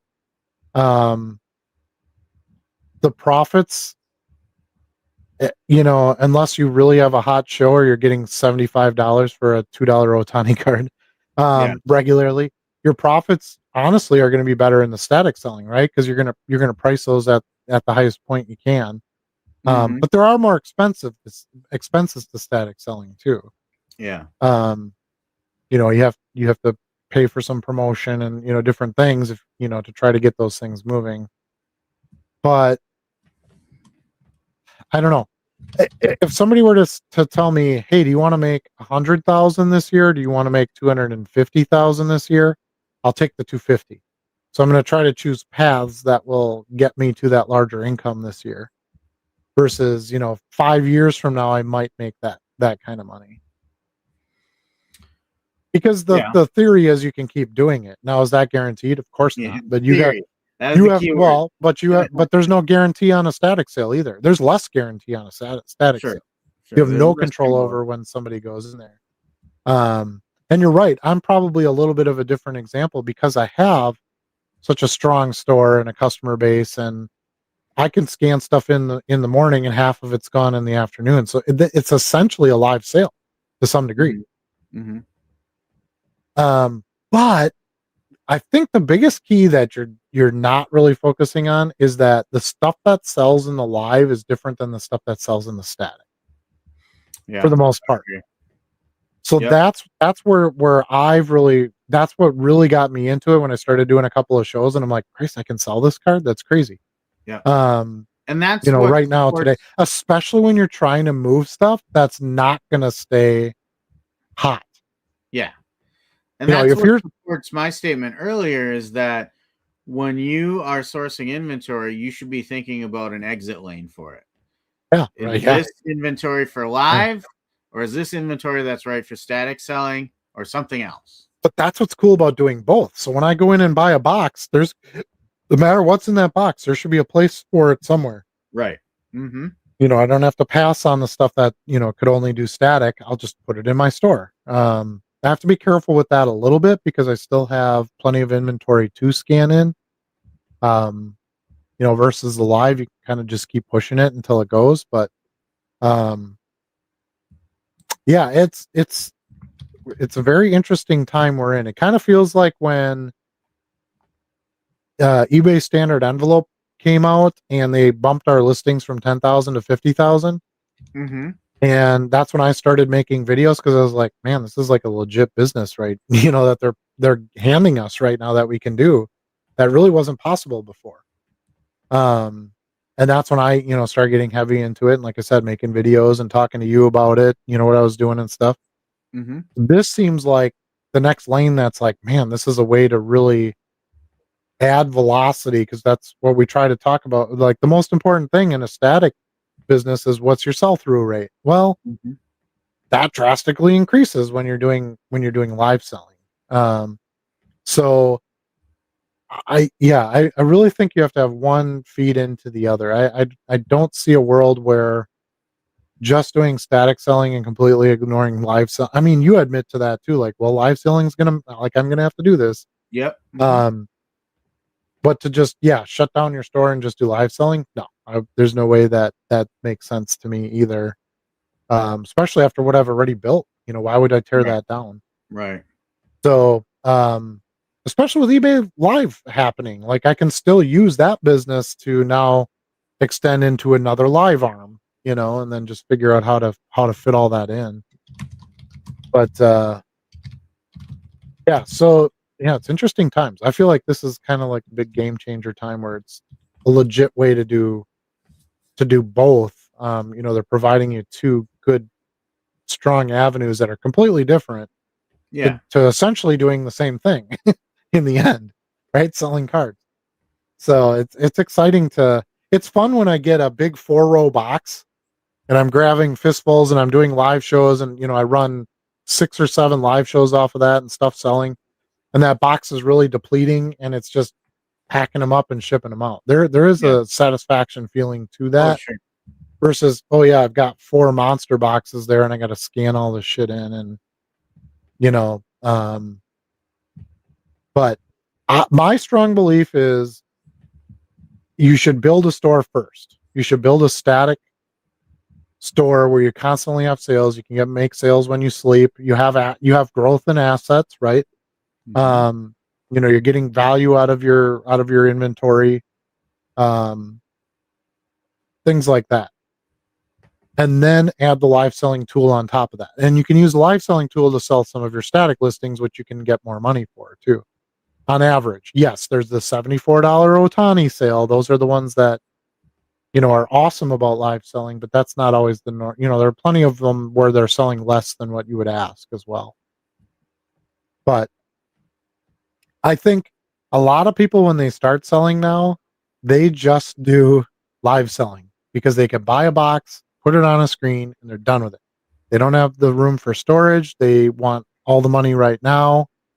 And they're willing to give up, the true business building aspect to try to get a buck.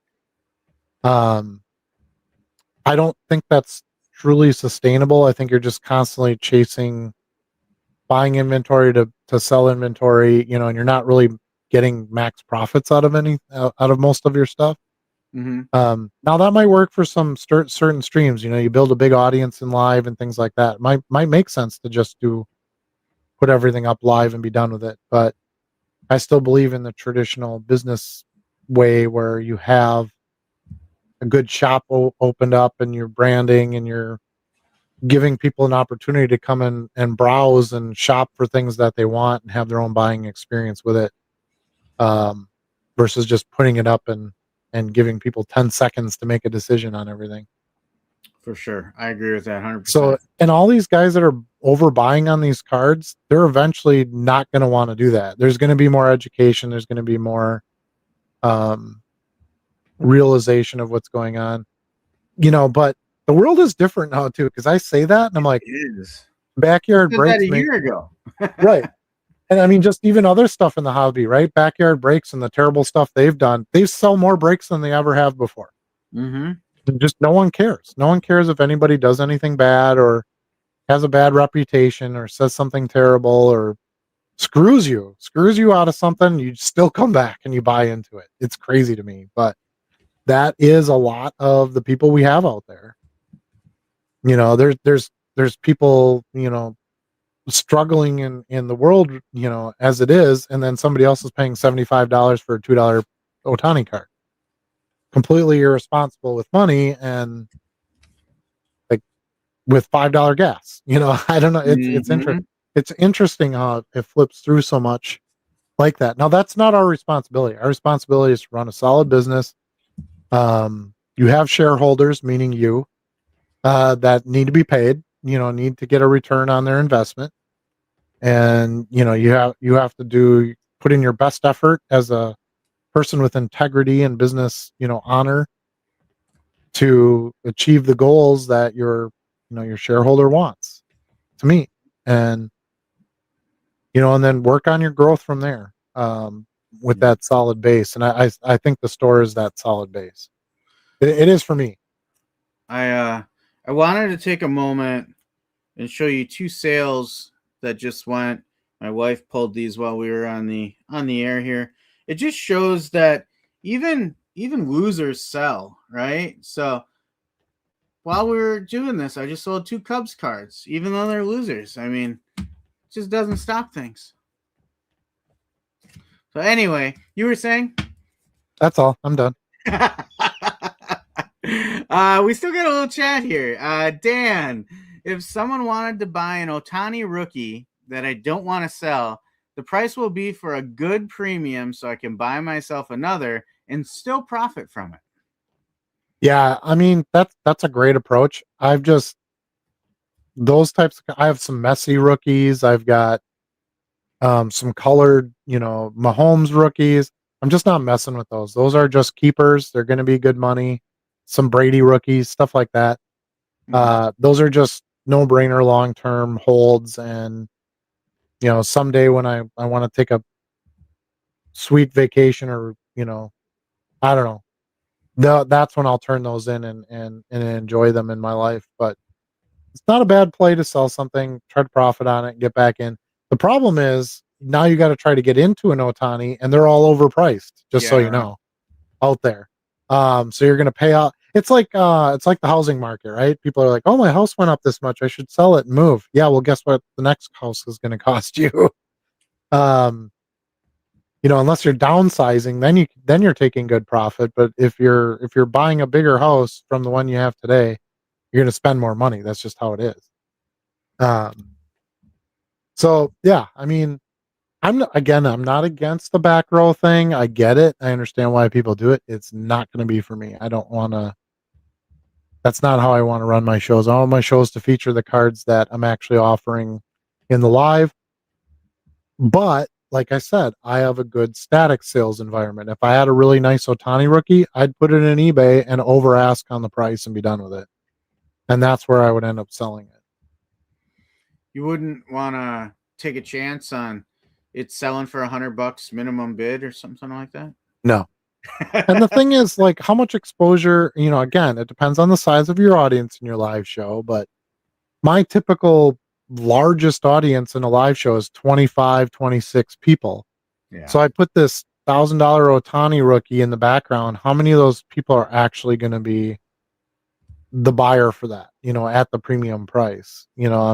I'm much better putting it in eBay with 6 million shoppers or something like that in the United States alone, or 60 million. I don't know. It's an astronomical, ridiculous number compared It to is. Yeah. compared to the whatnot shoppers. So yeah, I feel like I can get the right eyes on it in my store and I can just list it for what I want and be done with it. And then not have to deal in the live stream all the time. Run the Otani in the background. Nope. But you can make an offer. How much is it? $1,000. That's like an $800 card. Well, then there it is. I don't feel. I think it just it's distracting in the stream. It's not real. You're probably not going to find the buyer there. For a card like that. I don't know. So I just don't do it.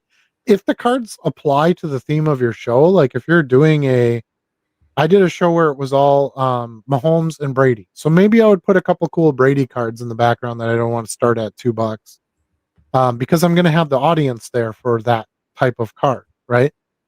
So maybe in that instance it would work. But if you're just doing like so many of the live sellers just do mixers or singles or whatever, it's like, what are the odds that some dude in there is like looking for that versus something else? And I mean, yeah, I get it. Otani's the exception. Everybody's looking for Otani, but they're looking for it to flip it. They're not looking to buy your $800 Otani for $1,000 to hold it or keep it for their PC. In most cases, you're more likely to find that buyer who's going to overpay for it a bit just to have it because they want it in your store. Your static store. Now that store could be on Whatnot, I guess. That is true. That's becoming a more viable platform to have, regular static listings in. But I don't know. That one, the back row thing is just not for me. I think my opinion is you're probably overthinking it.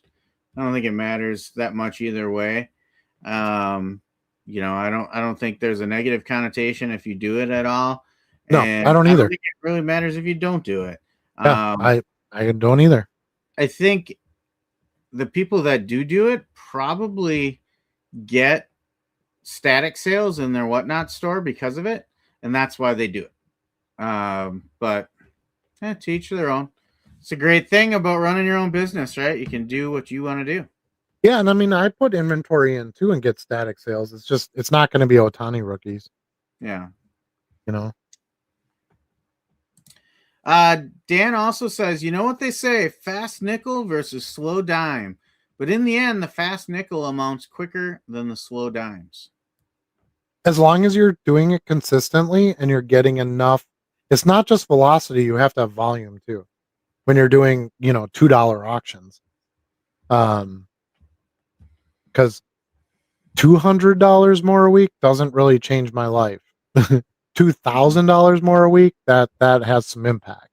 Mm-hmm. So if you're getting $200 shows, then you have to do 10 of them in a week in order to hit that 2,000 mark, if that makes sense.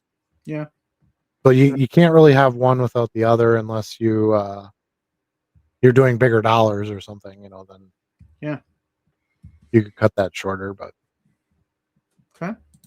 Ziggy says, I have 22,000 cards on eBay. I want to do collects and whatnot. Should I throw my entire inventory on there or be more specific with each?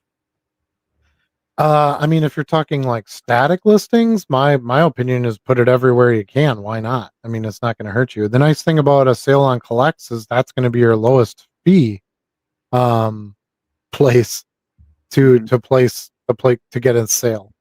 Although you For, do have a listing limit unless you pay for one of the pay levels. right, but it's $10 a month, and they give you a $10 credit to Right. spend. Right. So it's kind of free Yep. with a little bit of effort. Just don't want a surprise if they go to start Yeah, it's listing true. and they You're all of a right. sudden start getting a per card charge or something. Yeah, you're exactly right. But yeah, it's pretty cheap to to get it to a level where you can actually do a real amount of listings. Yeah.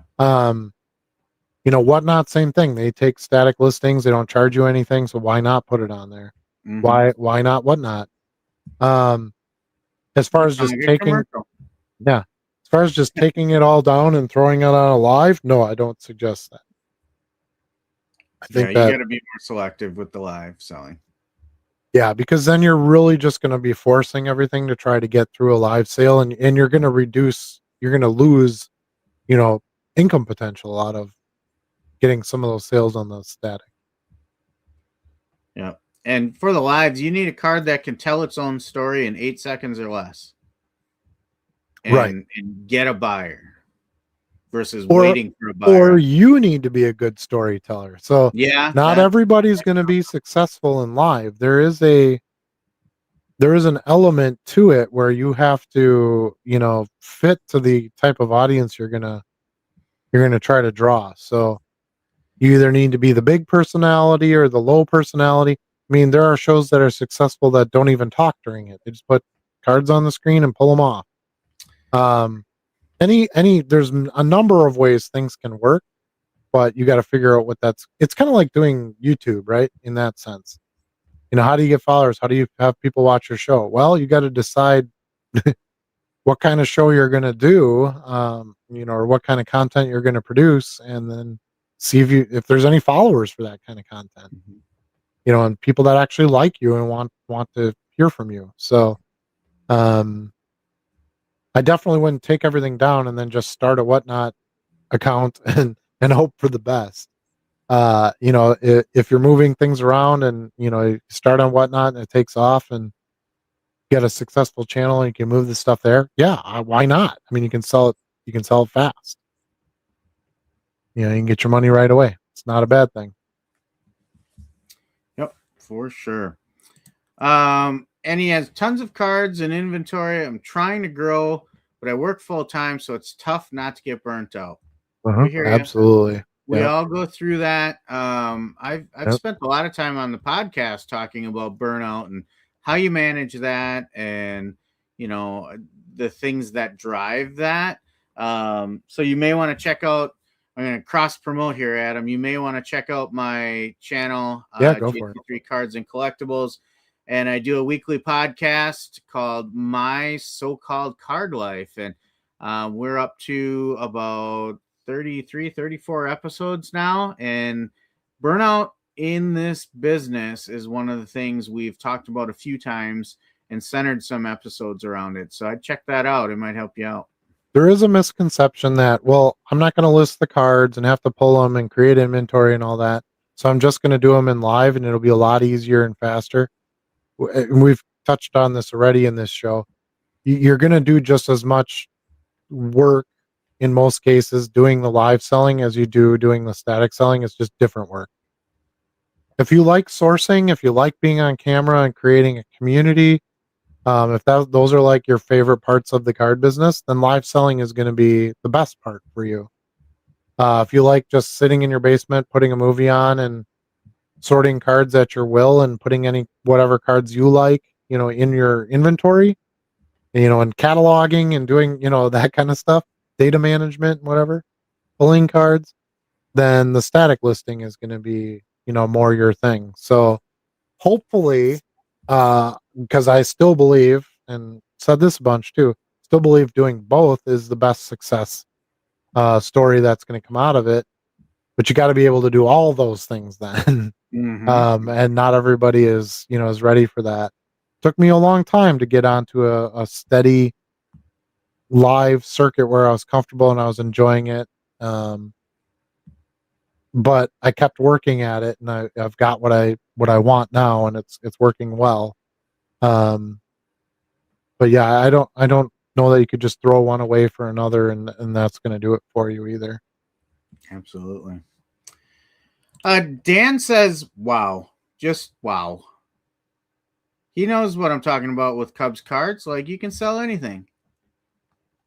Yeah. Yeah. Lions cards is here and just reminded me one of the wild card pickups I got last weekend.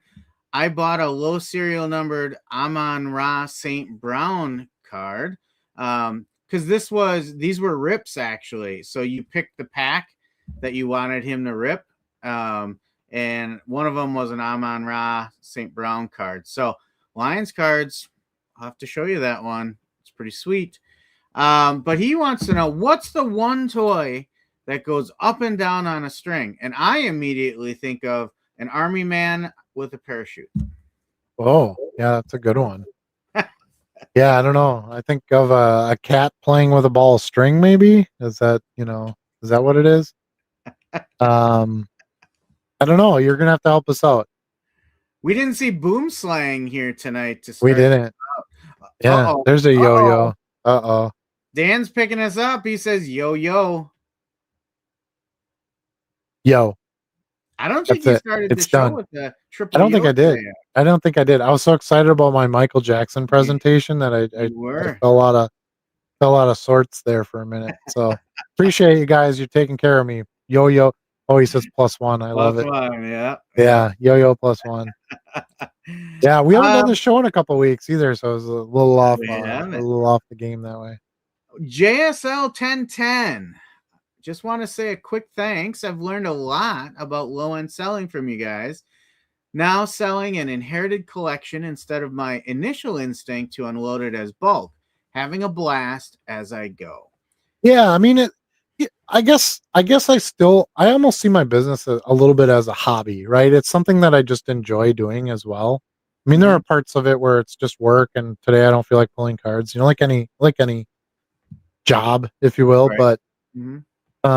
But I can't really think of anything else I would want to do in my free time, right? I just like doing it. I've built it to a point now where it's pretty involved. Like, I can't just walk away for 2 days and enjoy myself. I have to deal with some things, but I enjoy it. I like the income it gives me. It allows me a lot of freedom to do other things I want to do, and I'm proud of it. It's something that I've built and it's mine. No one can take it away.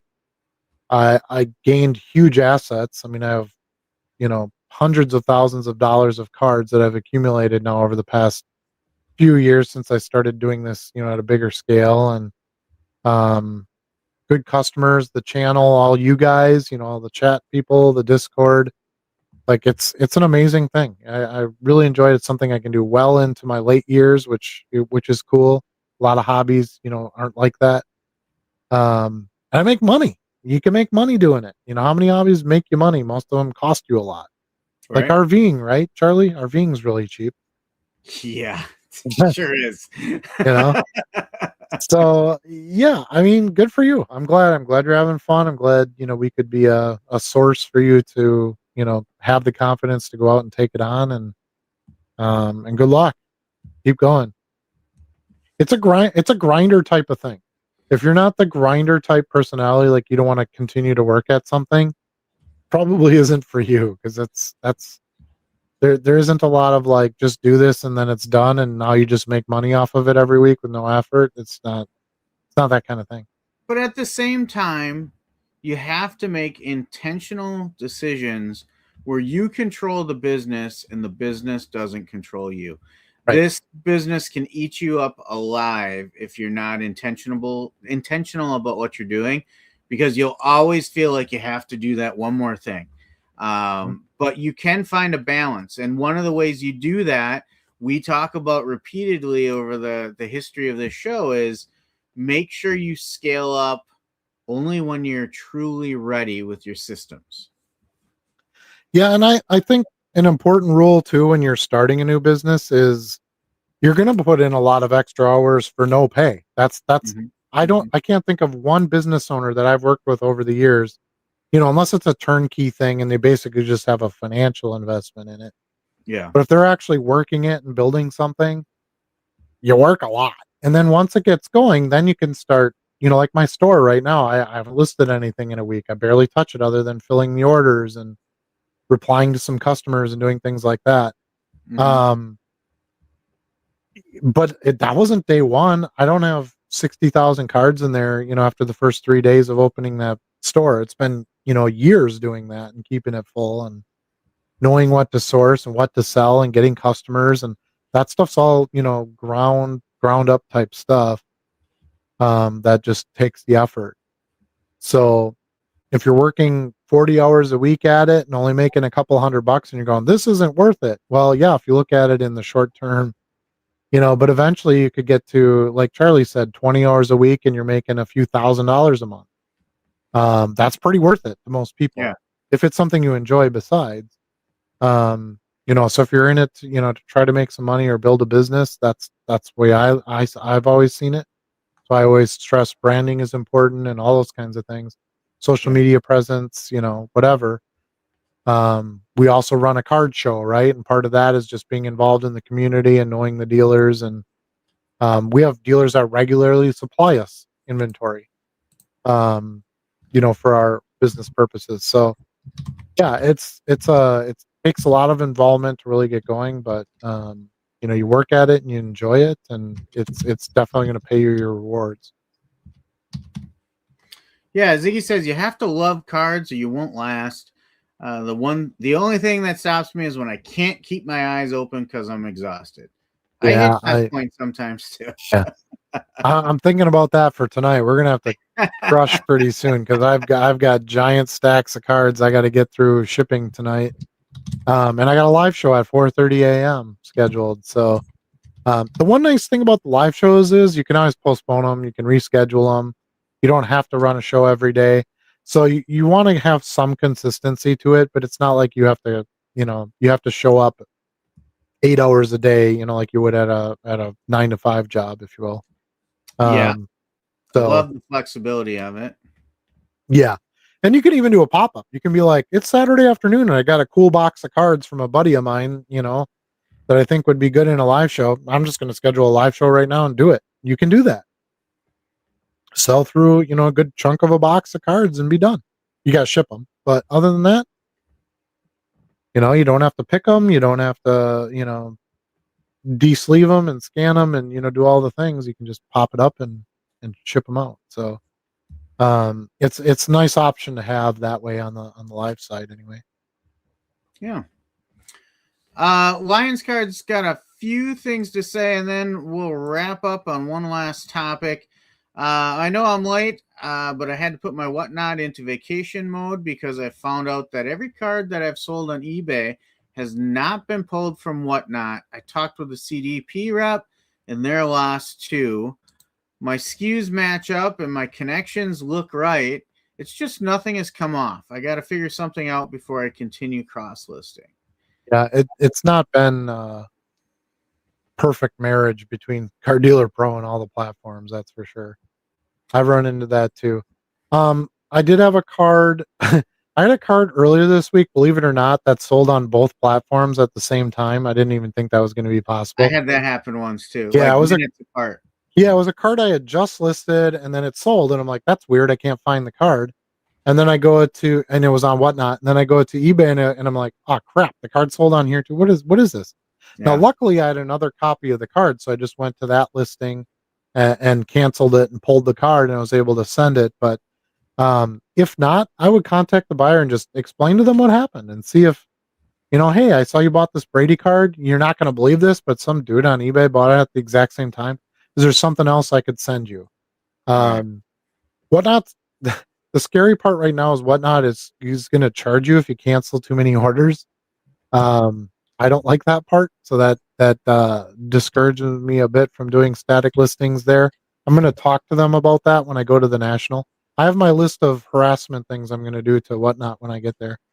And that's pretty high on that list. But yeah, we need to figure something out for that.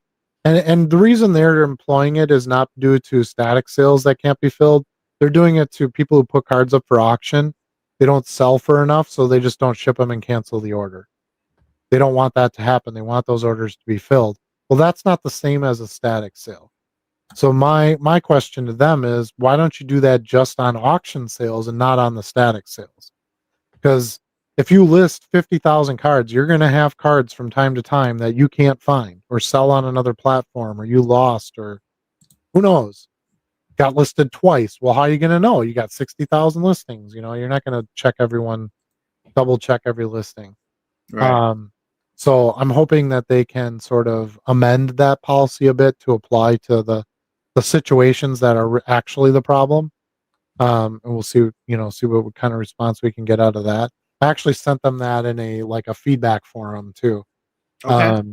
So we'll see, how many others have kicked that around. But yeah, it's kind of, that's the nice thing if you have static listings where you have more than one copy. You can just knock it. You're great. I sold a second copy essentially. You just cancel one, and you can make both customers happy. But luckily it doesn't happen that often because I still have a lot more sales in eBay than I do Whatnot on the static side. But if that continues to increase, yeah, I'm gonna have to be a little bit more careful on those cross listings. Yeah. And he says, on a lighter note, got a SpongeBob lot that I posted a while ago. Yeah, I remember that. Way better than I thought it was. Had no clue the SpongeBob base is like a $20 to $25 card now. Yeah, the SpongeBob itself, like the SpongeBob character base, is like $20. He's right. Yep. It doesn't make any sense to me, but there isn't a lot of SpongeBob product out there either. So I guess if you're chasing the Topps Chrome non-sport stuff, that's a good way to go. Actually, that was kind of what inspired me to buy Deadpool set Chrome, because I kind of think like that's going to happen to the Deadpool stuff too. Okay. Because I don't think they're going to make a lot of Deadpool products going forward. They're not making any more films, from what I understand. That can always change, I guess. But SpongeBob kind of had that spot where it was like there isn't much out. This is the Chrome, and had some hype and whatever. So I don't know. We'll see. We'll see if that if I'm right in that aspect or not. But how can you go wrong with Deadpool cards? Come on, it's Deadpool. There you go. So. But yeah, good for you. I'm glad that you're involved in it and you're getting stuff listed and you're getting sales. And yeah, inventory management, it's a real thing and it's a real pain in the ass. And it is one nice thing about doing live selling. You never really have to worry about that part of that. Mm-hmm. There's just other things you have to focus on. So it's not like you get all the relief from that. It's just your thoughts are elsewhere and your efforts are elsewhere. Well, sourcing being the biggest change. One more quick thing to talk about, Adam. We've got a show coming up in about a month. Yeah. Sunday, June 28th at the historic Riverside Ballroom, 9 a.m. to 2 p.m. The GOAT Card Show returns. Tell us about it, Adam. Yeah, so you kind of gave the highlights of it there. We do have our charity tied down as of today. I don't think this flyer's been updated yet, but no, Mana for Life will be our charity. They collect goods and items for needy people in our community. So again, we'll be asking for you to bring those items, and you'll get, for every item you bring, you'll get a free entry into our drawing. Top prize this time is going to be an autographed JSA authenticated Paul Hornung sewn jersey, Packers legend, being a Green Bay show. It makes a lot of sense for us. And he was in our building for lots of different events that our card show is in, because we're at the historic Riverside Ballroom, which is where they used to have their annual Packers shareholder meeting. So a lot of the players would be there, and Vince Lombardi and stuff like that. So a lot of lot of cool legendary status to that place. A lot of Um, dudes. yeah, exactly. So we'll be having our regular things that'll become regulars at the show. Charlie and I will do a live show from the stage, presenting some of our pickups, talking a little bit about the show and getting you guys involved that can attend in person can still be a part of it. Um, we will have live breaks by BB Breaks. We don't know what they're going to be breaking yet. We'll know closer to that date. I would assume something football is from what I understand. Hopefully, so that would be great. Being right, as we're starting to organize for camps starting and preseason and so forth. We do have a amazing food menu at a very economical price. We do not know what that will be either. That's always one of the fun parts of the Always show a is surprise. yeah. So about 10:30, they put the menu out. We all run up there to see. Ooh, they got chimichangas today. Ooh, they got shrimp, or they got There's the staples too. There'll be fries. There'll be chicken strips. Those things will be there too. But they always have some really fun, adventurous dishes for us as well. Above the normal bar food, if you will. Yeah. We do have an ATM on site, so you can get cash there if you need to. The dealers always want us to stress they're not just selling; they're also buying. So even if you just got cards or collections to sell, Pokemon, sports, you name it, just pop in and bring your stuff in, and they will offer fair prices. Our dealers are amazing vendors, very reputable, very trustworthy. Most of them we've worked with for several shows, all the way back to our first show.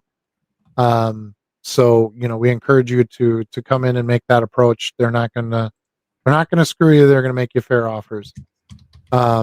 We got free giveaways for the kids. We always have card packs and some little toys and things like that. We also have the Find a Goat game.